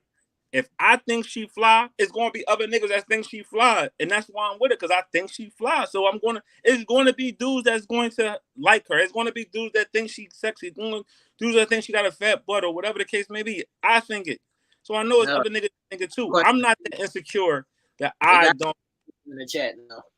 huh? You got a question in the chat now. Question. What's the question? What? Who asked me a They question? say, can your girl accept gifts? Can your girl accept gifts? What kind of gifts? Right. That's what I I don't said. look, this thing. I don't accept gifts, right? So because I'm not going to accept the gift because I want to respect her, right? Because I know what's going to come with that gift. It's going to be expectations, right? But what if it's a t-shirt though? Nell, you ain't taking a t-shirt? Yeah, I'm taking a t-shirt. That's what I'm saying. So it depends on the gift. So it depends on the Yeah, it gift. depends on the gift. If somebody give me a t-shirt, yo, I'm gonna rock the t-shirt. I'm gonna wear the t-shirt. But if somebody give her a t-shirt, I'm not gonna be tripping. Mhm. I don't. What if it's I'm not gonna say every so, time she. Who gave you that? what if it's a cell phone? Fuck is you getting a cell phone for? Like, wow, like a No, cell. you know how niggas be scamming, so they got like 4 or 5 phones that they just sell it or whatever. They ain't paying for them shit, so they just give them away to a little cute girl. So it happened to be your girl was the cute girl. Now, how you feeling? This is the thing. At some point, it's now a nigga can offer you something, but it's up to you to take it. No, she took the phone. Are you mad? Yeah, fuck is you taking phones for? I could have bought you a phone. It's a free phone, nigga. Like You know he why? just said, No. we get You in know the why? car, If we me and her had driving it. hold up. Let's talk over it for a minute. If me and her had that relationship had a situation where it's understood that this is just what it is and ain't nothing, and it's acceptable for me to accept gifts. If she says no, I trust you, you can accept a gift.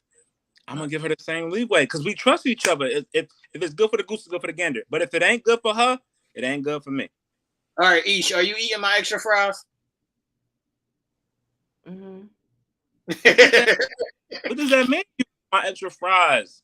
I mean, the girl Like thought a I girl was bought some extra fries. Are you gonna eat it? I do feel like this though.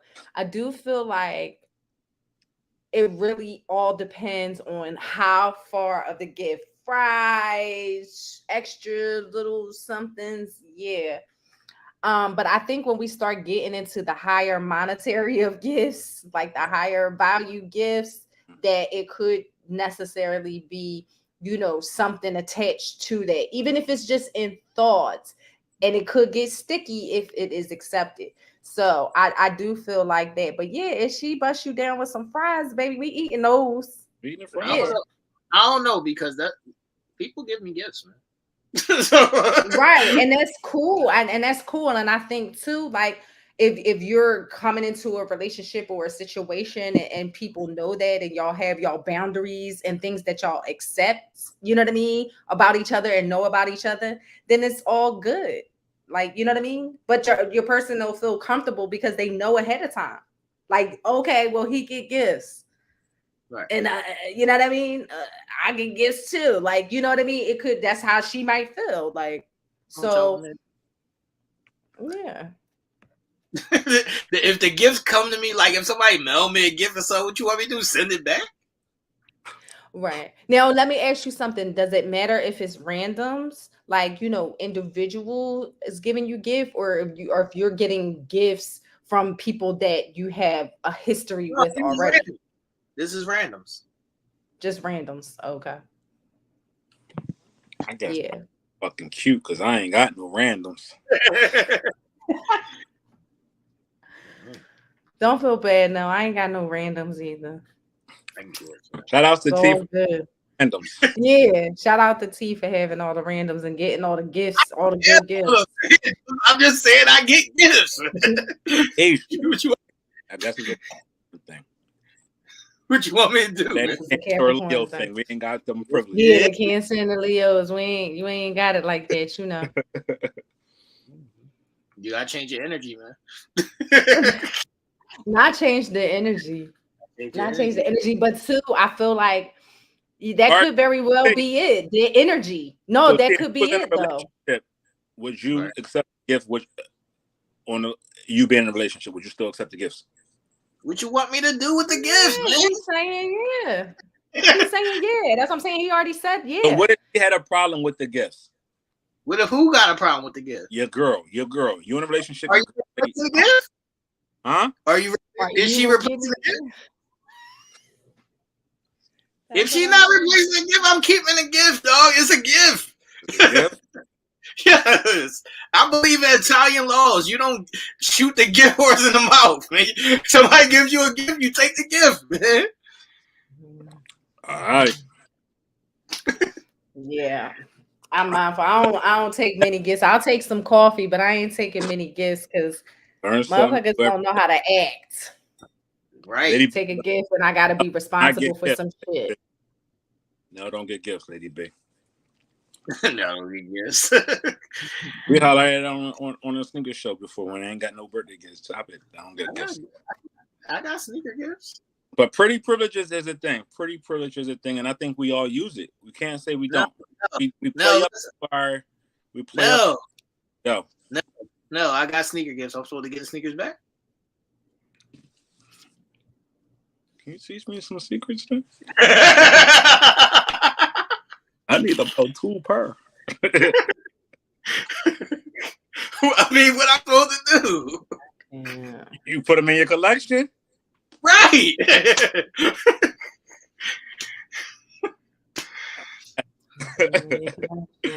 It's time for ideology, people. Dating for marriage. What's up? What's this about, say?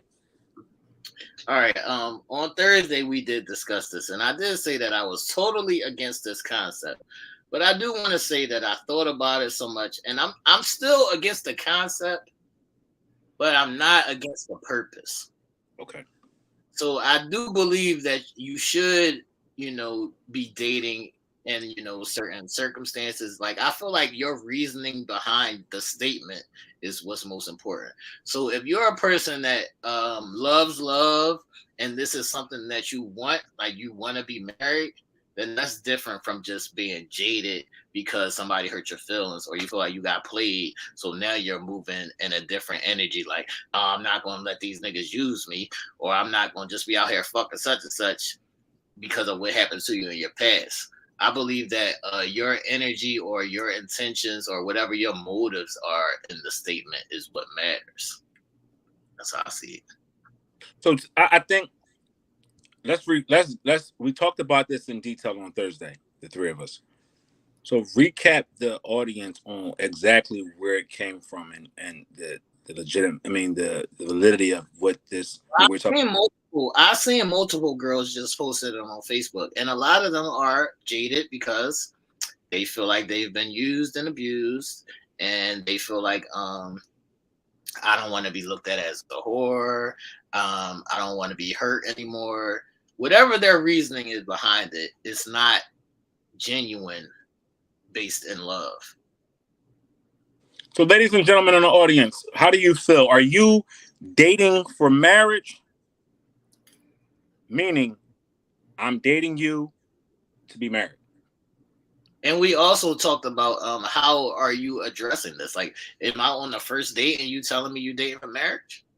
Like, or are we talking and then at some point you say, yeah, I do want to be married in the future? Or are you going to sit here on the first date and say, if you're not going to take me serious, then we might as well not even go to work for marriage? Because I feel like you pigeonhole yourself from things that can blossom into something once you put it in that condensation. Like if you just come out and say, yeah, if this is not going to be, you don't know what it's going to be. Sometimes you have to work things due to see what it's going to be. And if you come in the game with this, you already canceling a lot of people because you don't even give yourself time to let something form. Mm-hmm. One thing I want to come to appreciate or want to appreciate is you put thought into this and you said what I once felt. Right. I'm leaning towards another angle with this because I was able to think this through and I say, okay, I can see that point and I can see that point. So that means that shows growth. And we talked about this on Thursday and I said, scrap the dating for marriage. My intent of getting with someone is to be with them forever, right? Right. I'm going into this saying, all right, this is going to be my forever. I'm not saying, oh, this is going to be my. I'm just dating her or dating her to be married, because once you get married, what happens then, right? Right. Reach that goal of marriage, then what do you do then? And most people don't understand what comes with that. So that's what I mean. My you putting it on the board as like a goal. my whole Definitely a goal. I want this to be where I'm at forever with you. Now, if forever comes before it's supposed to happen, then something went wrong. But I'm looking at you as my forever. So what happens within that forever time, marriage, kids, whatever the case may be, it's all supposed to be because you are my forever. All right, You now are the person going into this with. let's see Lady B's comment where she said, I wouldn't date a man that's not married. How do you know if a man is marriage material? Like every person is not going to show you, what they can be. Does that mean he can never be marriage material because he's not marriage material right now? That don't mean that can't change. Well, I think too, when people say that straight off the bat like that, they are wanting to distinguish the difference between men who are marriage material and men who are not. So if I say I'm dating for marriage and I come to the table with that on our first date and you are not receptive to that, or the man is not receptive to that, then she no longer feels like she needs to date Right. because he That don't is mean not into the same thing. that can't change though. That just means that Absolutely. right now I'm not at that point. Right. That don't And absolutely. And if you remember on Thursday, I said a person how who many does that is people definitely like blocking themselves. how many people have always said, yo, I would never get married, and then you look up and they married. Or Mm-hmm. how about we grow? Right. Certain things that I Mm-hmm. said I would never do, but I do.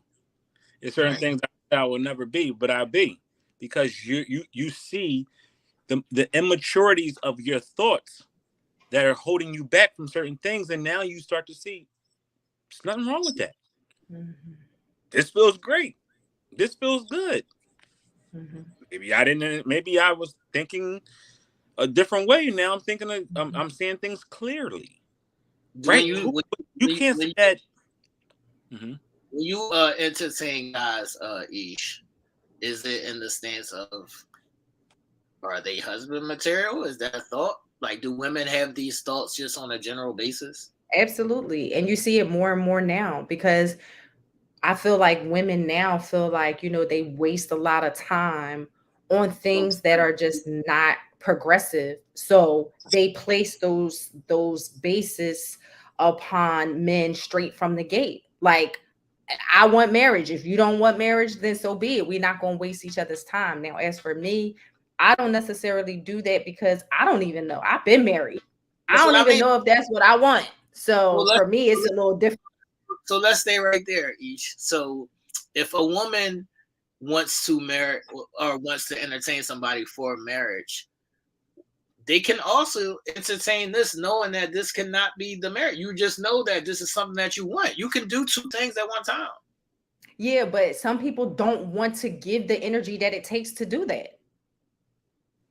How much fucking energy is that we going to dinner? Well, for some people, like, yeah, but for some people, no, you're absolutely right. It don't take much to get to even know somebody, just on a friendship level, to have good Hey, people, good friends, regardless to what they lead and what All they right. So my build question is into, this. right? My question is, But My question is this: so we have aspirations of dating for marriage. What happens when you get in a marriage? What do you do then? To those that are aspiring to date for I'm dating this person because I want to be married.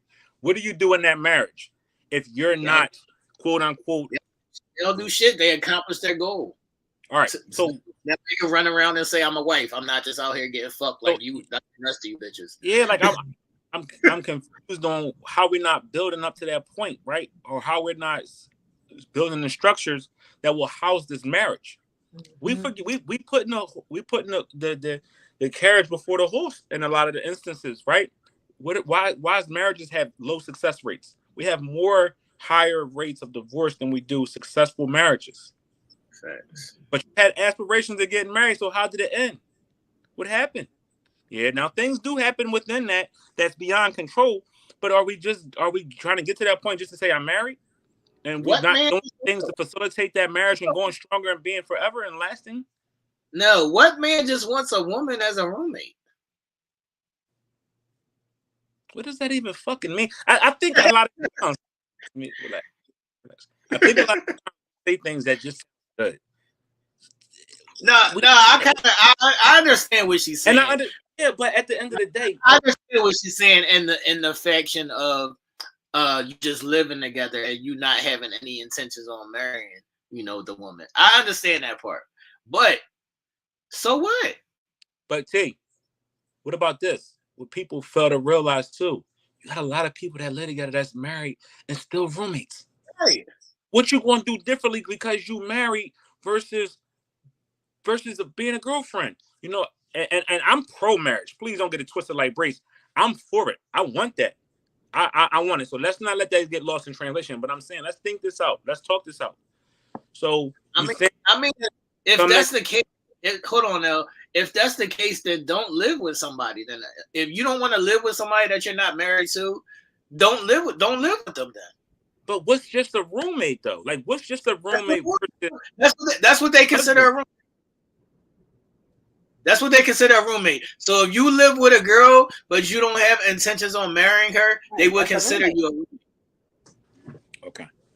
I don't believe that's a roommate each. Why can't we be lovers? Oh yeah, absolutely. But that's what I'm saying. Most women feel as if that is exactly what a roommate is. That if you don't have any intentions or you're not bound to eventually be wed to me, then we just shacking up.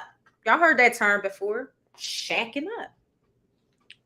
So people date for convenience and splitting bills. That's what happens in a marriage? What do you think is supposed to happen? Is there not convenience in splitting bills?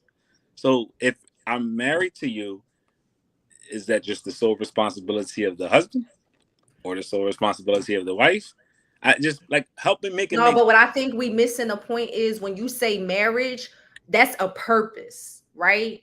That's a purpose. When people say I'm dating for marriage or I will pay and split bills for convenience because it's a purpose. I think that's why a lot of people they have this purpose in their mind. What's behind that purpose, Ish?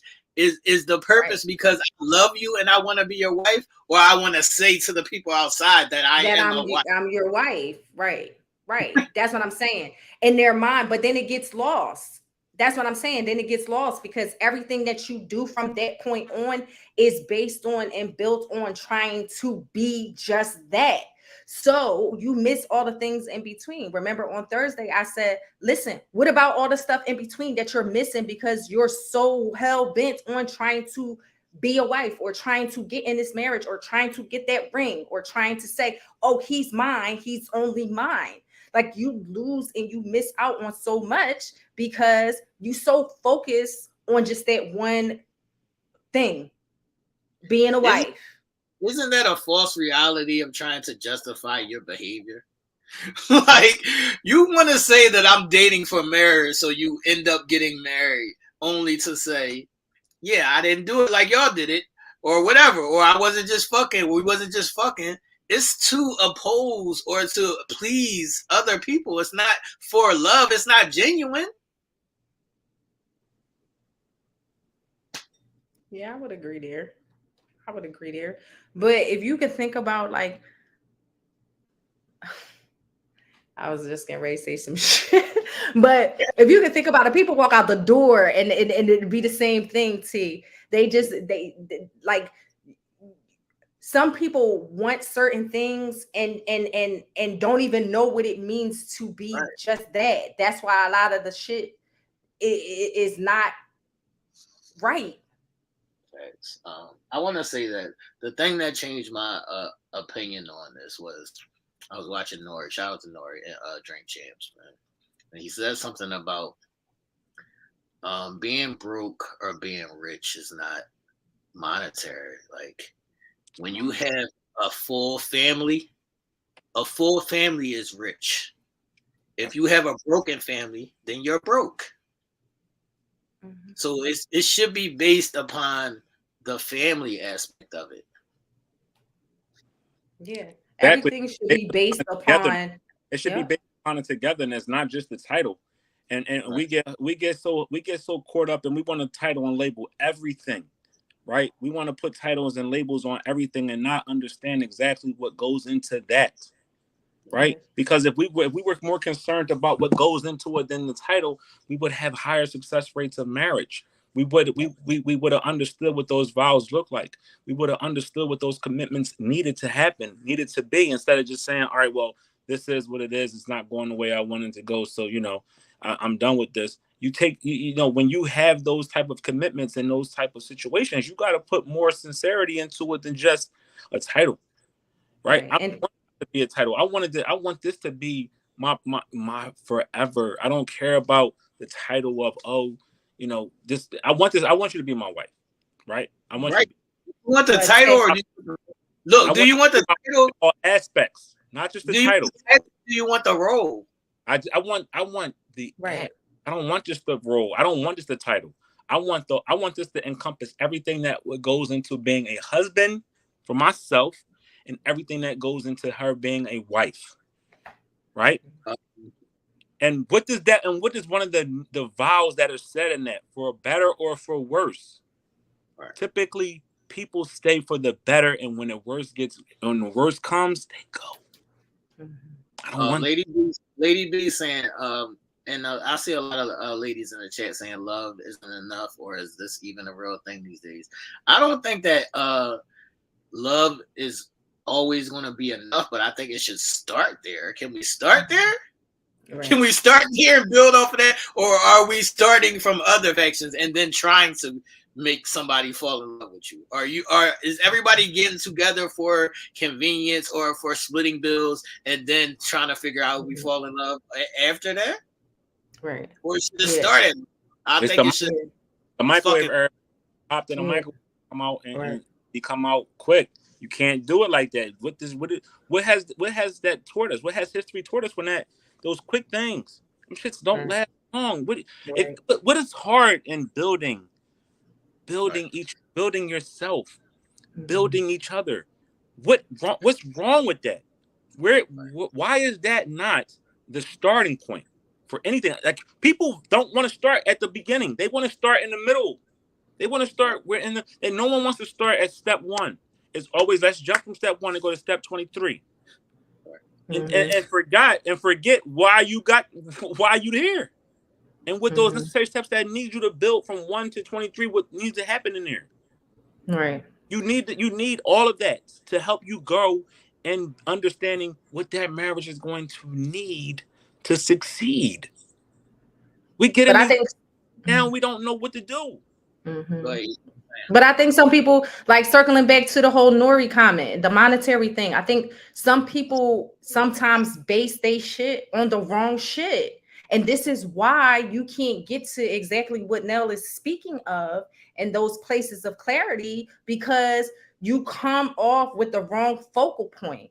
And even if you try to like digress and you try to grow into certain different things, if your foundation starts off as that, typically that's how it's going to lead.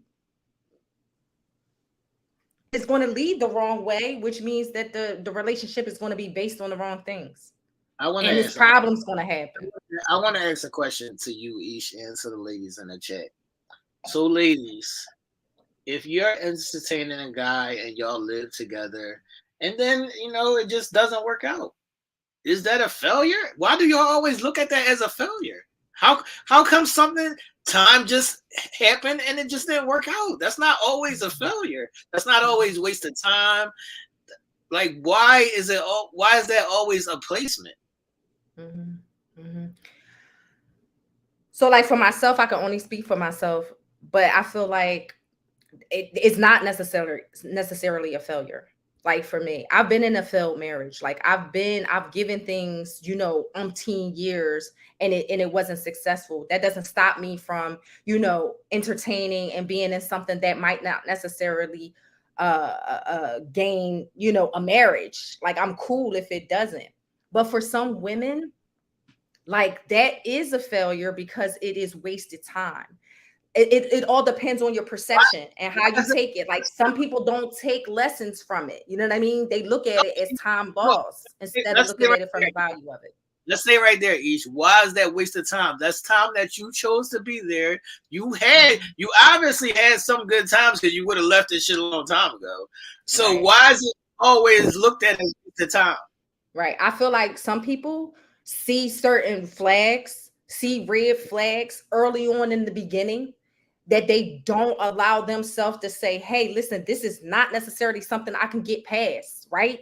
And then they go through these years or they go through these months or whatever the case may be, and it gets down to the point where it doesn't work out. And it's like, it's wasted time to them. Why? Because they tried to move past some shit that they really couldn't move past and that was really troublesome or bothersome to them.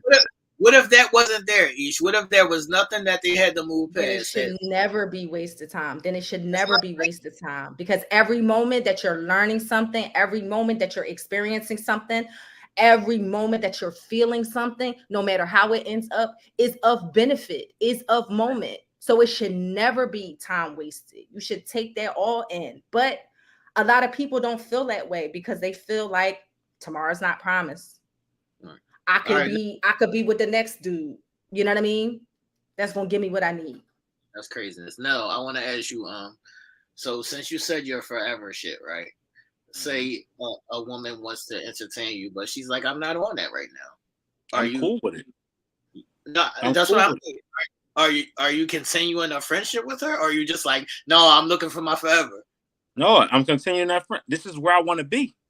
Right. This is ultimately where I want to be. And we talked about this last week, right? And I digested last week's show when we were talking about something. You can have a person that's in a moment, and just because they want to do this don't mean that you gotta deviate from them if that's where you want to be. If that's where I want to be and that's where I'm cool and content with, and I'm gonna let them be. Yo, why is it only it's wasted if there's infidelities? Why does that make it wasted?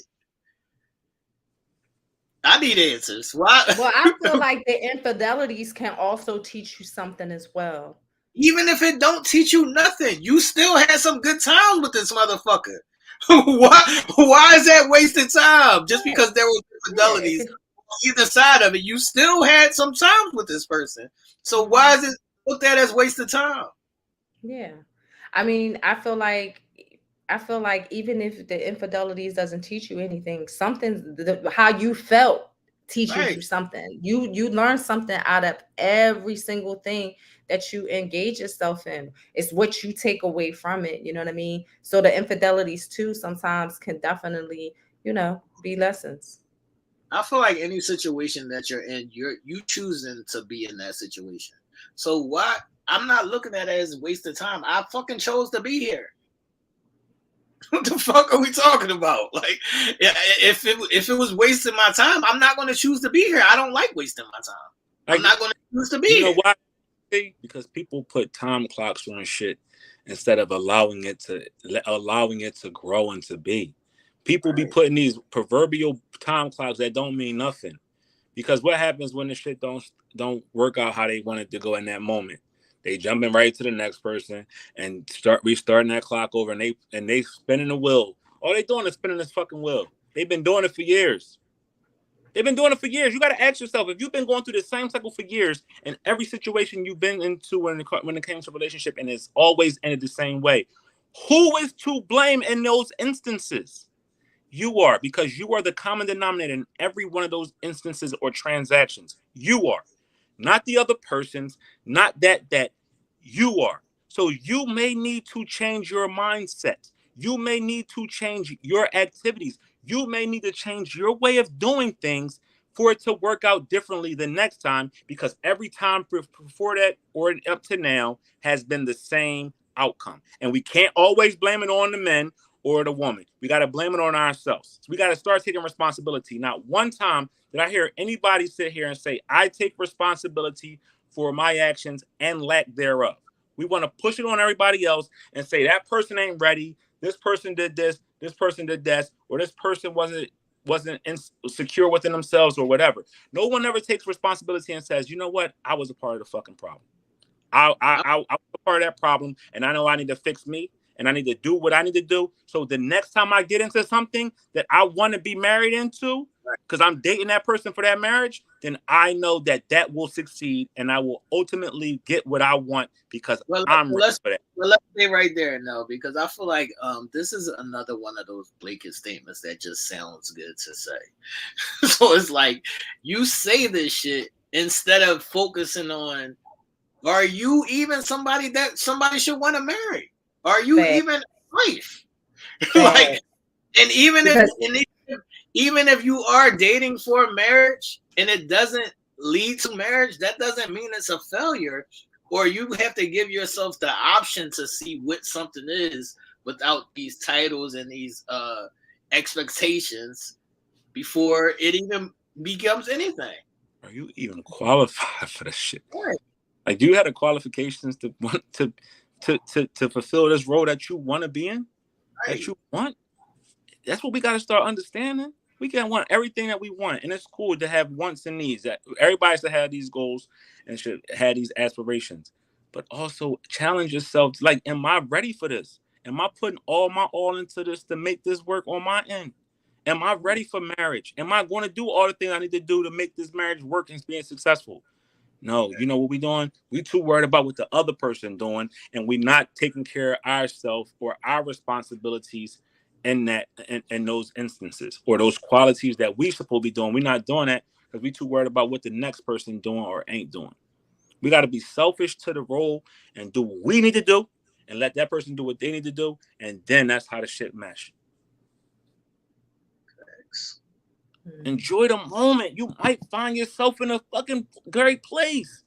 You start, like Helen said, enjoy the moment, because what happens is we don't enjoy the moment. We too hung up on shit that we might not even be ready for ourselves, and then we spoil the situation.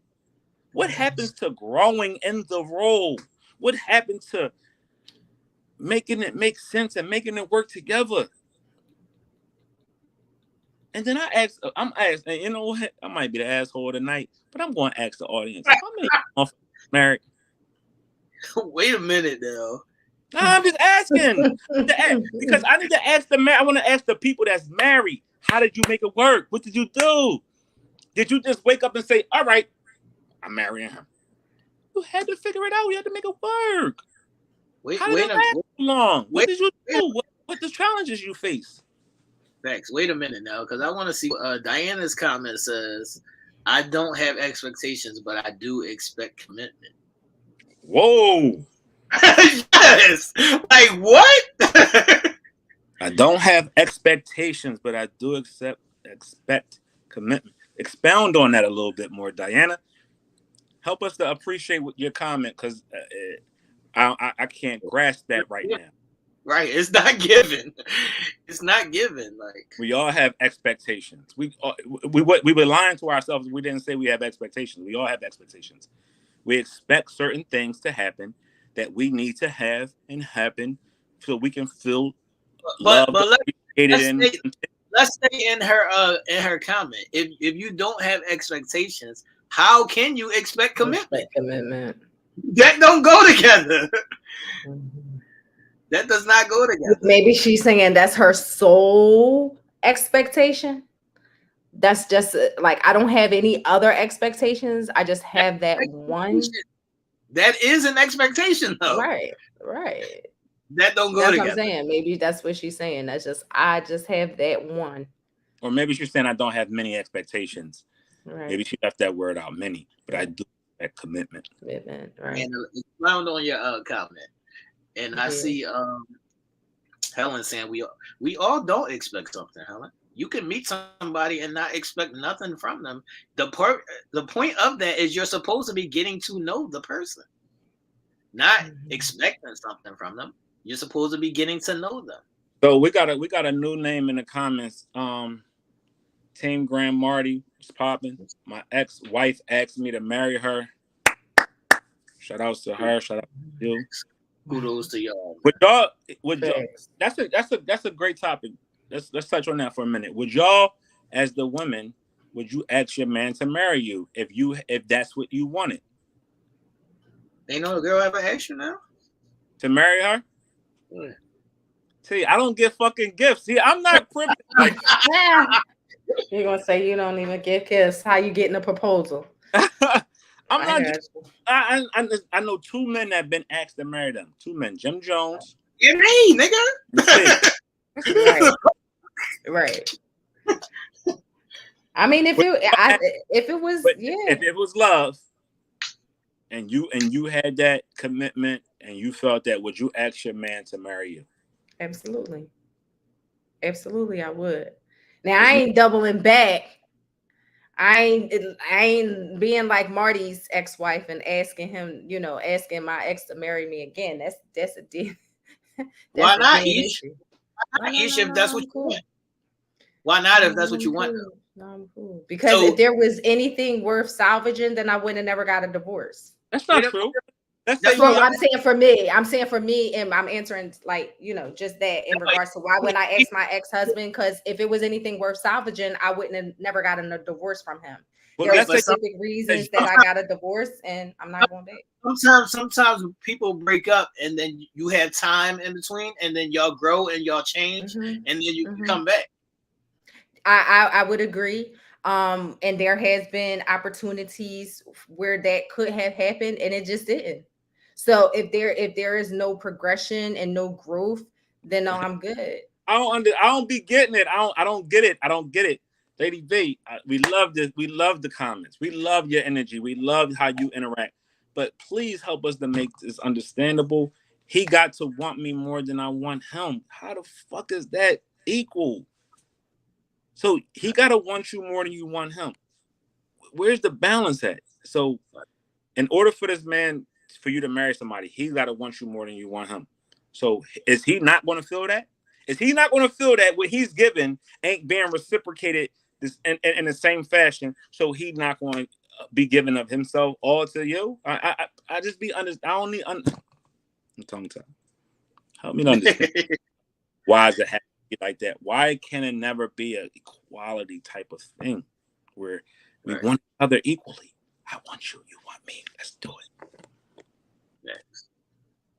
When a man finds a good wife, he finds favor with the Lord. I love this. I love the quote to the Bible. And let's quote another Bible verses. Thou shalt not sleep with each other before marriage. But y'all do. So is we going to quote Bible verses when it sounds convenient to do, or are we going to live these Bible verses truly and understandably every day of our life? Like that blows me when people go to Bible verses and say things to legitimize their comment or their thought process. But in the grand scheme of things of life, we ain't following that book. Helen. We're not following that book. Hold on now, Helen. I learned not to expect anything from my significant other because I also learned that everybody has fucking choices. So either you're going to choose to do something or you're not going to choose to do it. I can't expect anything because I'm setting myself up for failure with all these fucking expectations. So I leave it in your hands to make a choice the same way how it's in my hands to make a choice. I'm off the expectation shit. Like dude, this show right here, and every week when we talk, and can y'all see the divide that is out there? And we talked about this earlier in the show, how we bring forth these conversations to kind of bridge the gap, because you have two gentlemen here that's speaking, and saying, yo, that's crazy, that's wild, that's kind of not like whatever how we think. Then we hear the woman speak, and y'all have your thoughts. Like, do we ever like then go back and digest what we've been saying and saying, you know what? Maybe I need to concentrate my mind on something different, or maybe I need to tell her my thoughts to a different expectation, because where I'm at with it right now is just not common sense. It's just Right. not, it's not getting us nowhere. It's continuous to push us further apart. Like, when do we say, all right, my past failures should be the leading my lead for my new gains? We failed at this several times. We've been out of relationships. We've been in relationships. They didn't work, or they didn't go where we wanted them to go. So allow those things that didn't happen the way you wanted it to happen be your guide to fixing it in the futures for your next partner. But no, we want to sit here and say expectations, commitment, this, that, instead of saying, you know what? The first thing I'm going to do is I'm going to change me before I can try to change anybody Right. else. Or the first thing I'm going to do is I'm going to take hold of myself so I know what I'm giving forth. So I know what I am going to accept and what I'm not going to be accepting of, what I'm able to give and what I'm not able to give, and explain that to my partner. So Right. But they can first you understand if you gotta, are ready for what you're ready for, what you asking for, or say you're ready for. And if not, you then grow into the role because you're with someone who understands what they have. And now they say, we're a work in progress, but we're a work in progress together. but first, a And person has to know and understand what's going on with them to know that they're wrong, to say, hey, I got to fix it. If that person is not acknowledging their faults or not acknowledging where they're wrong, it's never going to be exactly what you said, Nell, because they're never going to be able to take that accountability because they don't see nothing wrong with them. Like they um, see them moving in perfect light. I get it, but that's the conversation that we need to Right. start. Before we jump off Diana, the porch, hold Mm-hmm. we on gotta now. start. Diana, I don't think commitment and choices are the same thing. I think commitment is like responsibilities. I don't want to be your responsibility. I want to be your choice. Mm-hmm. Mm-hmm. Oh yeah, I definitely don't want to be somebody's responsibility. Is that what you said? Responsibility? Right. Is that what you said? Responsibility? Oh, I definitely want to be somebody's choice, not responsibility. Yeah, I want to be your choice. I don't want to be your responsibility. Right. No, Right. why you freaking up over there, dog? But why would anybody like look at someone in a relationship as a responsibility by providing for them in a certain light? Is that where the responsibility comes into play? Because I've Um, never not once seen that referenced. yeah, because people put responsible. Like if you're my boyfriend now, then they feel like you should be responsible for me. If you're my husband, wife, whatever hell may be, son, father, they feel like that is your responsibility. So whatever the title is, if you have a title now, you are now. That's That's a how they responsible. right now. You're responsible. I don't. I stop looking at shit like that. Right. I was gonna say because that takes a lot of energy to focus on that. Like, why can't we just be in accordance with one another and moving and living and learning and loving and growing? Why we have to place onus on, oh, now I'm your chick, so you got to be responsible for me? Right. No, why can't? That's a lot, and that's a lot for the other person to think of, because then if that person is not living up to this alleged expectation of, oh, he's not responsible for me, then I got a problem with that. That's creating more beef and using up more energy. That shit is weird. Oh, you are you alive over there? Yeah, I had to get a little bath. I was parked. Mm. Yeah, I'm not doing that expectation, responsibility shit. I'm off that.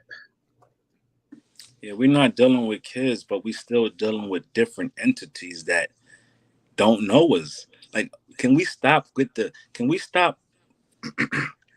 trying to dumb it down to that point where, all right, I'm not dealing with a kid.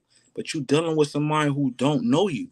So if you don't know them, then aren't is your responsibility to teach them everything about you that you can, show them everything about you that you can, so y'all can know what you fucking dealing with. Like, why do y'all look at things as, oh, I'm not dealing with a kid? No, you're not dealing with a kid, but you're dealing with somebody who's not you.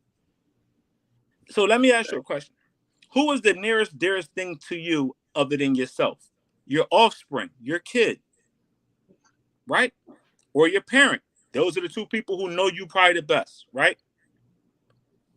Don't you teach your kids things? Right. Why? Because you want them to know exactly what you need them to know so they can understand what you like and don't like.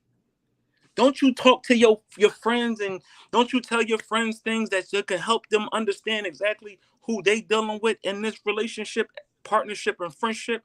You tell them all the little dirty secrets and you tell them all the intricacies that are you. But you don't take that same stance with your mate. You hold things back, but you can communicate with your girlfriends who's talking about you behind your back to other motherfuckers. You can tell them everything. You can tell everything to everybody, but you make the person that you sleeping with, laying down with, have aspirations of marrying and wanting to be with. You don't want to share nothing with them. That's going to help them get to know you better and give you more of what you need. Weird. Can somebody tell me what accountability means in commitment? Can somebody say what accountability means in commitment? Right. So because we made a commitment to each other, or however that plays out, tell me what does my accountability look like? What should be my accountability? Oh, well, I mean, I just think accountability, just in any form or fashion, recognizing where you are at fault and being able to take holds of your wrong and your errors and trying to make it right. Whether you can fully do it in the snap of a finger or whether you have to work towards doing it, acknowledgement is first and foremost. Being able to acknowledge where you fall short in some aspect. What are all those things? A What? choice. They all a choice, Right, right? right, right. All the choice. Some people choose not to see their faults, therefore they can't take accountability. Not They even if I choose not to see that. not even if I choose not to see if it's a fault or not. I'm making Mhm. a choice to do it. Yes or no. It's real simple. It's real simplified. I'm making a choice. Like, it's not my responsibility because we have a commitment or whatever. It's not my responsibility. None of that to make sure you're good. That I'm making a choice to do this shit. I'm not Mhm. held responsible for that. I'm choosing to do that. Mhm. It ain't accountability. It ain't commitment. It's fucking choices. We all have fucking choices every day. You choose to get up and go to work every day. Yep. Everything you do, you choose to do. I'll be lost. What we doing? I What's the agree. I agree. matter? Somebody pissed you off now? Yeah, yeah, because I just get so I just get so young mean when we just can't come to an understanding that like we both got responsibilities to ourselves and to the greater good of this relationship by being in tune with what's going on all facets. Right? We all ever changing. Look at the world we live in. Everything is coming at us fast. All things that everything is coming at us, and we figuring it out on the fly. So knowing that, why are we not then talking to our mates and saying, "Yo, this where I'm at with it right now," or "This is what I need at this moment." Like we all want people to be rocket scientists and figuring things out when it's just a simple like, "Yo, this is what I need you to do right now," and just be like, "All right, babe, I got you." And if you got them, you got them. If you don't, you don't. And being able to understand that we all preach this communication shit, but it seems like when it's time to communicate we lose the understanding of what you said you really wanted. Oh, I want to communicate, but then you can't tell me nothing about you. Which you can't tell me how to love you because you don't think you should do that because I ain't no kid. The fuck is that? That's communication at its dumbest form. My forever.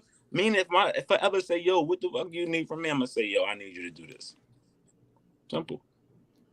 And take it. Don't try to find a feeling within yourself like I don't, you know, just do it. If it's going to add value to what you and that person got going on, where's the disharmony at? Where's the discord at? It should just be like, all right, cool. This is what my partner said they need, they want. Let me figure it out. Let me move. Solid. And I ain't saying it's going to happen overnight. It might take you a few days to be like, all right, I see they're in their feelings right now. Let me let them digest that for a minute, and let me come back when we both at a level playing head, a level playing field in our heads to say, all right, how that made you feel? You felt like this?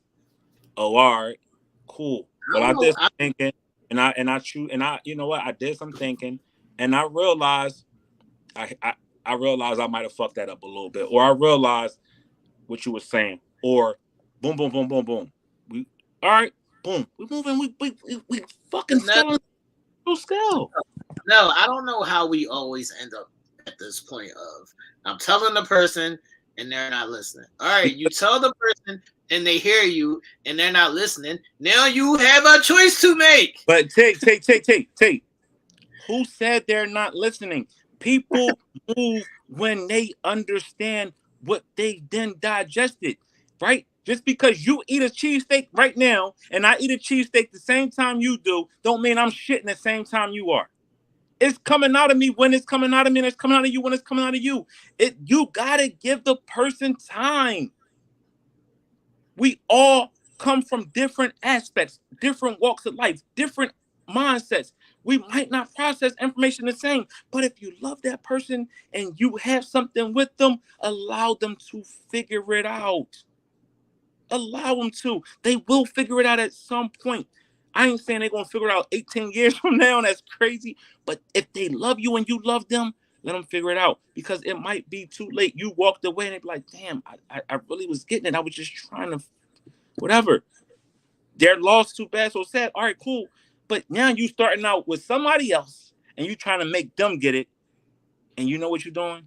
You're right back on that rat wheel. You're spinning your fucking wheels again and again and again and again and again. Now you 5 or 6 boyfriends in and you're still single. Or you right back where you started at. Why? Why? Because I'm dating to get married, dog.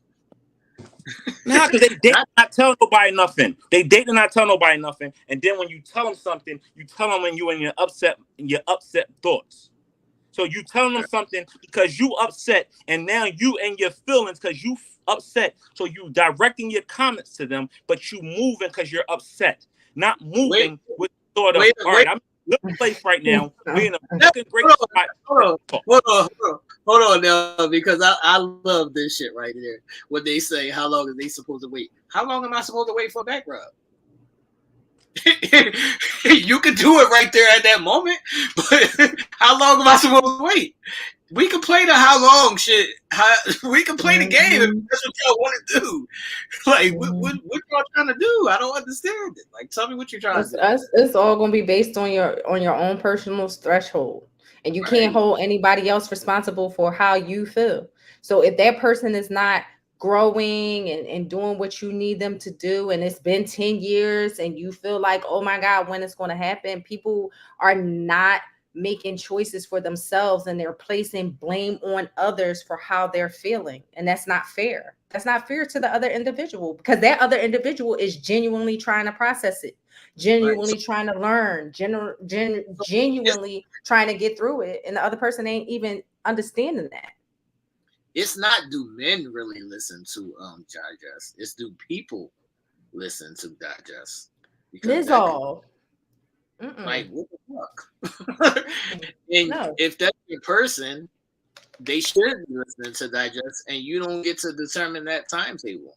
The same way how I might want you to rub my fucking back right now, but you might not feel like doing it right now, and I have to let that ride. You know what people listen to do? Like regardless of whatever, right? I love being honest and I love being transparent, right? I had people walk away from me.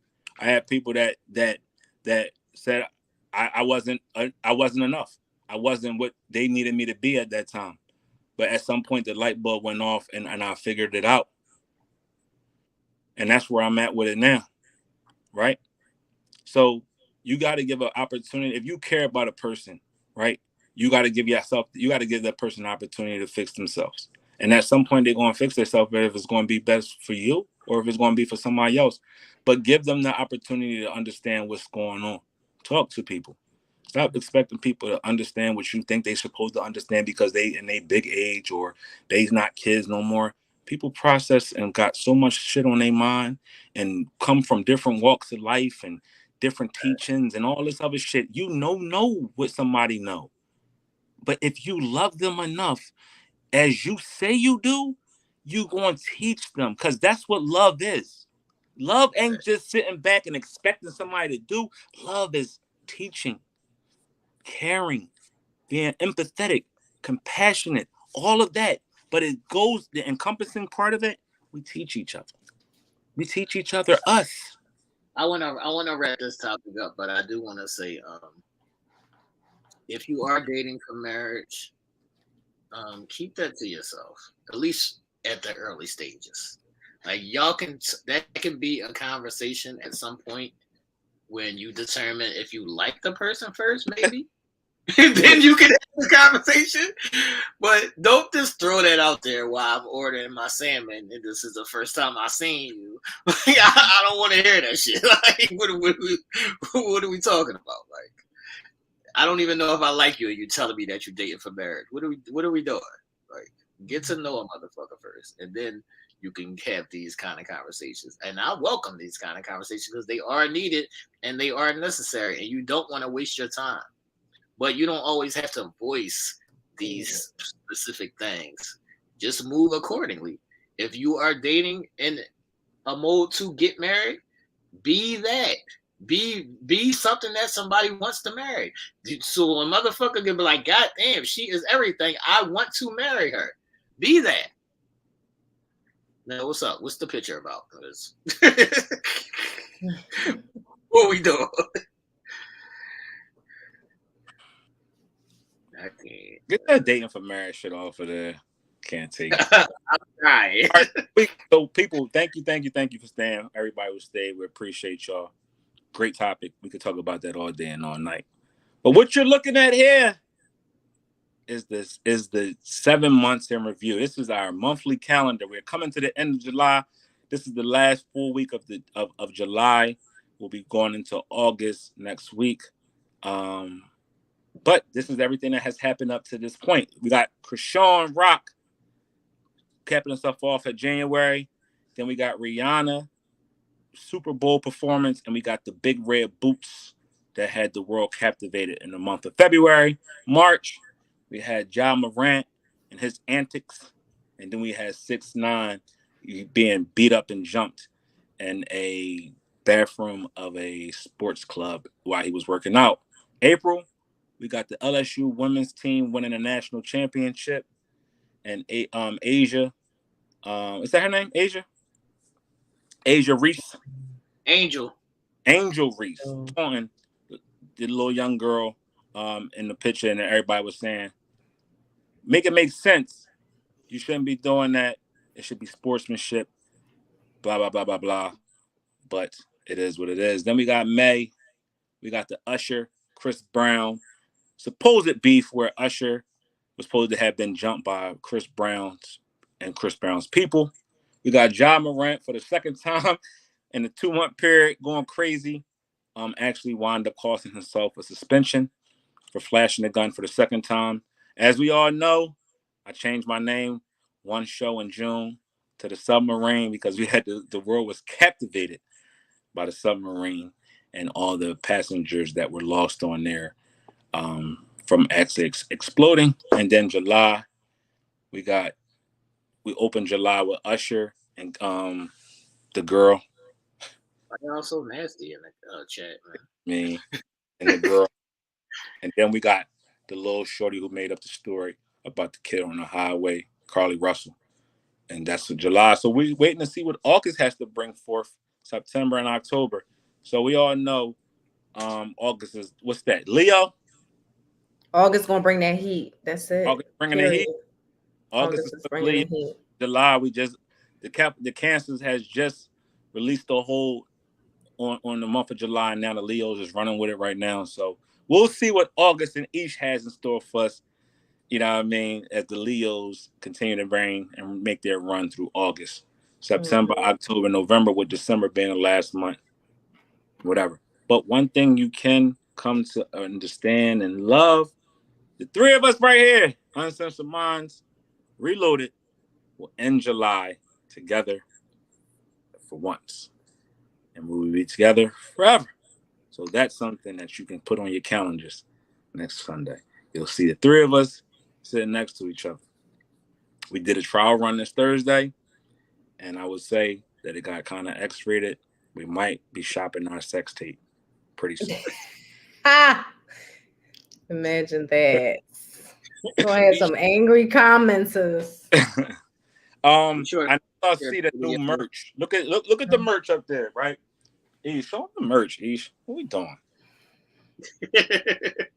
Intimate conversations. Listen, intimate conversations. Conversations. Make sure ladies, and I can't stand up, but this is actually a t-shirt dress, y'all. I can't show up. I can't stand up because I'll be showing probably a little bit of too much skin. But this is a t-shirt dress, ladies. So make sure you get your up-to-date merch. Intimate conversations. We got another intimate conversations that T just taped not too long ago, which we will premiere in this week. Also, to everybody who came out yesterday and watched Make It Make Sense, thank you. Episode 2 with myself and Sean Hayes, the communications director at the Philadelphia International Airport. So proud of the work that she is doing. She looks like us, and she holds a prominent position in one of the world's largest airports. So that is to be commended and appreciated, right? And then also her way of giving back to young Black girls that look like herself and come from where she comes from, and giving them sources of inspiration, letting them know that they cannot just do it, but they can hold these titles as well. So go out there, and if you haven't already, go out there and check out episode 2 of Make It Make Sense. Even if you've seen it, go see it again. Run them numbers up on all the platforms that we got going on, be it Uncensored Minds, Telemade Kicks, Intimate Conversations, Make It Make Sense. Please go out there and enjoy and consume the products that we put out there for y'all. We do it for y'all. Thank you. As you can see, I'm rocking another Make It Make Sense. We got colors in abundance. We got sizes for everybody. Please go out there and support not only Intimate Conversations, not only my other baby, Telemade Kicks. I got my new merch. I got my new shit. I'm rocking my new shit. I can't wait. But go out there and support Telemade Kicks every Wednesday at 8 p.m. Also support Uncensored Minds like y'all always do on Sundays at 9 p.m. And then also Make It Make Sense every second Saturday of the month. The ladies are looking for you in the chat. I know. It's cool. I see y'all, ladies. I got y'all. No worries. The erotic zone is always ever so present. Y'all already know that. That's gang. Shout out to all the ladies. I see. I also think we need another truth for drink. When we all together, we need another truth for drink. Truth for drink. Okay. Yeah. So I mean, I was already listen.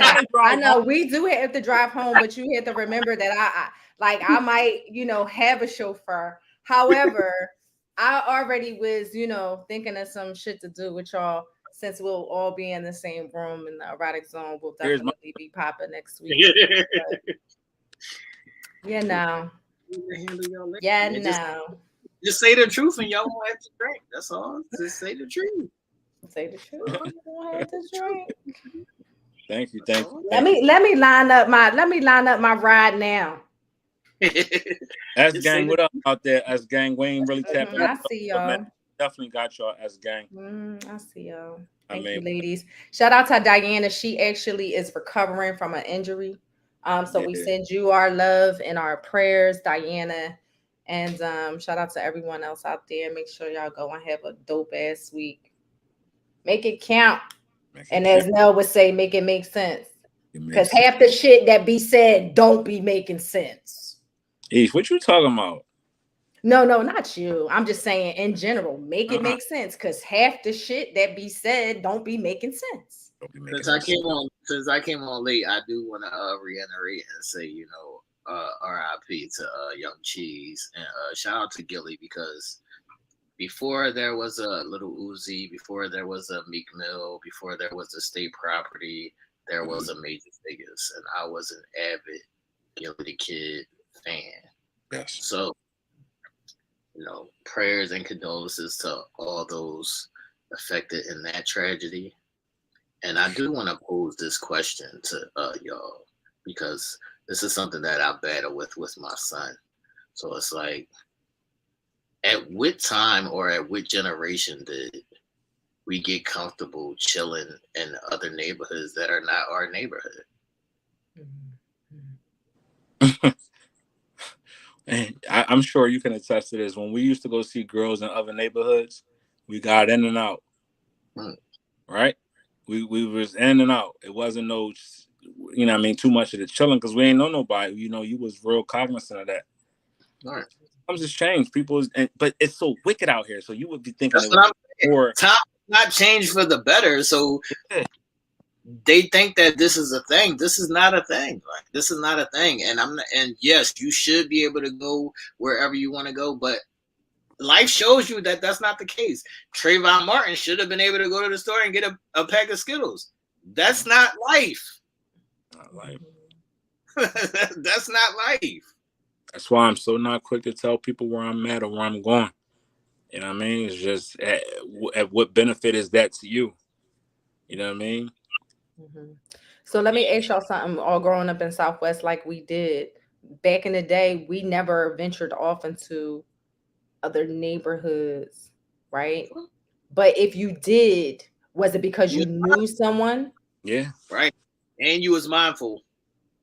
Mm-hmm. And you was mindful. And I'm not putting any blame on anybody, because yes, at 25, you be outside. Yeah. That's not a reality. Yes, at 25, you be outside. But when I was 25 and I was outside, I was certain places. Yep. And if I was 25 and outside, I had my car, I was in and out, picking a shorty up or whatever, and going back to some safe place where I knew where I was at. Mm-hmm. But things are still different. Like, everybody's got to show everything. Like, back in the day, we never showed our money. We never did that. Everybody want to flash their money. Everybody want to tell you where they at. We never dropped our locations. People doing that now, and it's just so. Everybody says that they don't tell their business, but everybody tell their business. Like, telling your business is like a fad. It's like a thing to do now. Like, everybody has to say where they at and who they with and what they doing and why they there. Everything is for everybody to consume, and you not to have a good time.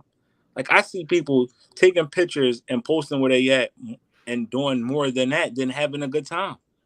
They so carried on with showing the world what they doing instead of just going out there and enjoying life.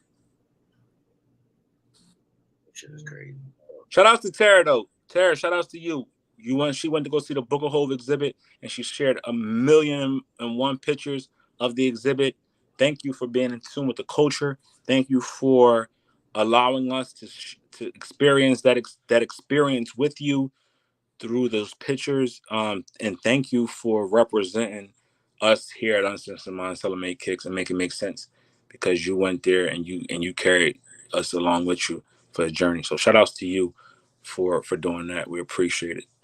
Nell, so I do want to say, when I'm talking to my son and I'm having these conversations, he's asking me, I need to go up north to get my hair done and X, Y, and Z. I'll be like, the main thing I always tell him, be careful. Go, do what you got to do. Be careful. Watch your body.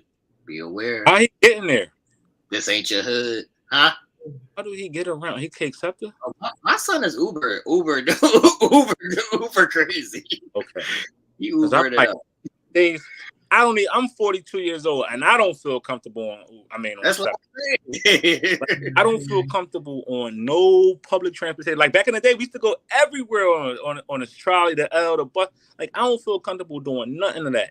I'm so glad that Uber and Lyft is out here, but you gotta be careful with them too now. But I'd rather take that more than I would a freaking SEPTA bus.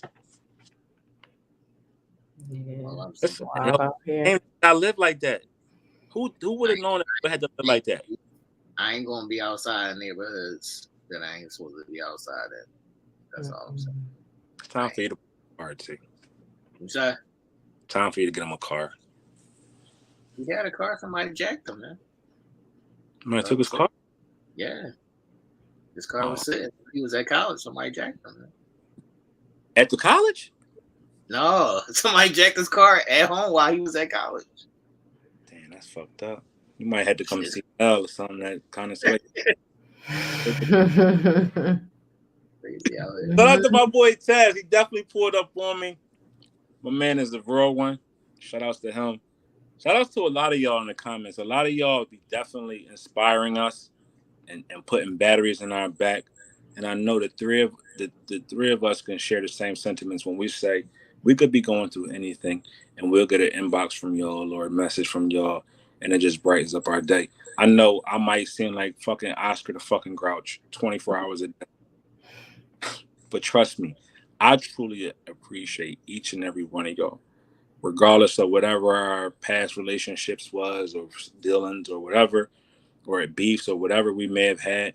I appreciate you all because you keep us going, you support us, and the love is genuine. And I really, really feel that, and we all appreciate that. And we talk about this at length actually, that we got so many of y'all who, you know No, what I somebody mean? wants to know who you is.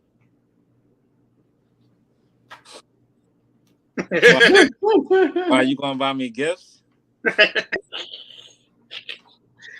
I want to know how old you is, dog. I'm 42. I just turned 42 on the 8th of July. So I'm 42 years old. 42. 42 years old. Let's get up out of here, man. Well, I look 50. You look 50. How old I look? 53? Oh my God, I cannot. You got a baby face. Do You do I? not look. Yes, I think you do. I don't think you. I think you look in your 30s. I don't even think you look in your 40s. Eve, why you cussing at me, Ish? I'm not. Yeah, you I'm about not. That's 30. not a compliment. Like that. 30. That's bad that I said that now. I want to be It an is. old lady. Like, I want to be like, You want? I want to look like I'm like 56 or something. Yeah, right. No, I want to look like I'm like 48. you want I that was pretty privilege to take place. You want do. that little young. Yeah, you want I that do. little Little young. Mhm. You know why I might not get the privilege because I'm not looking at the little 22-year-old. I'm looking at the 73-year-old. You're in the wrong box. I'm gonna stay in my lane. I like my lane.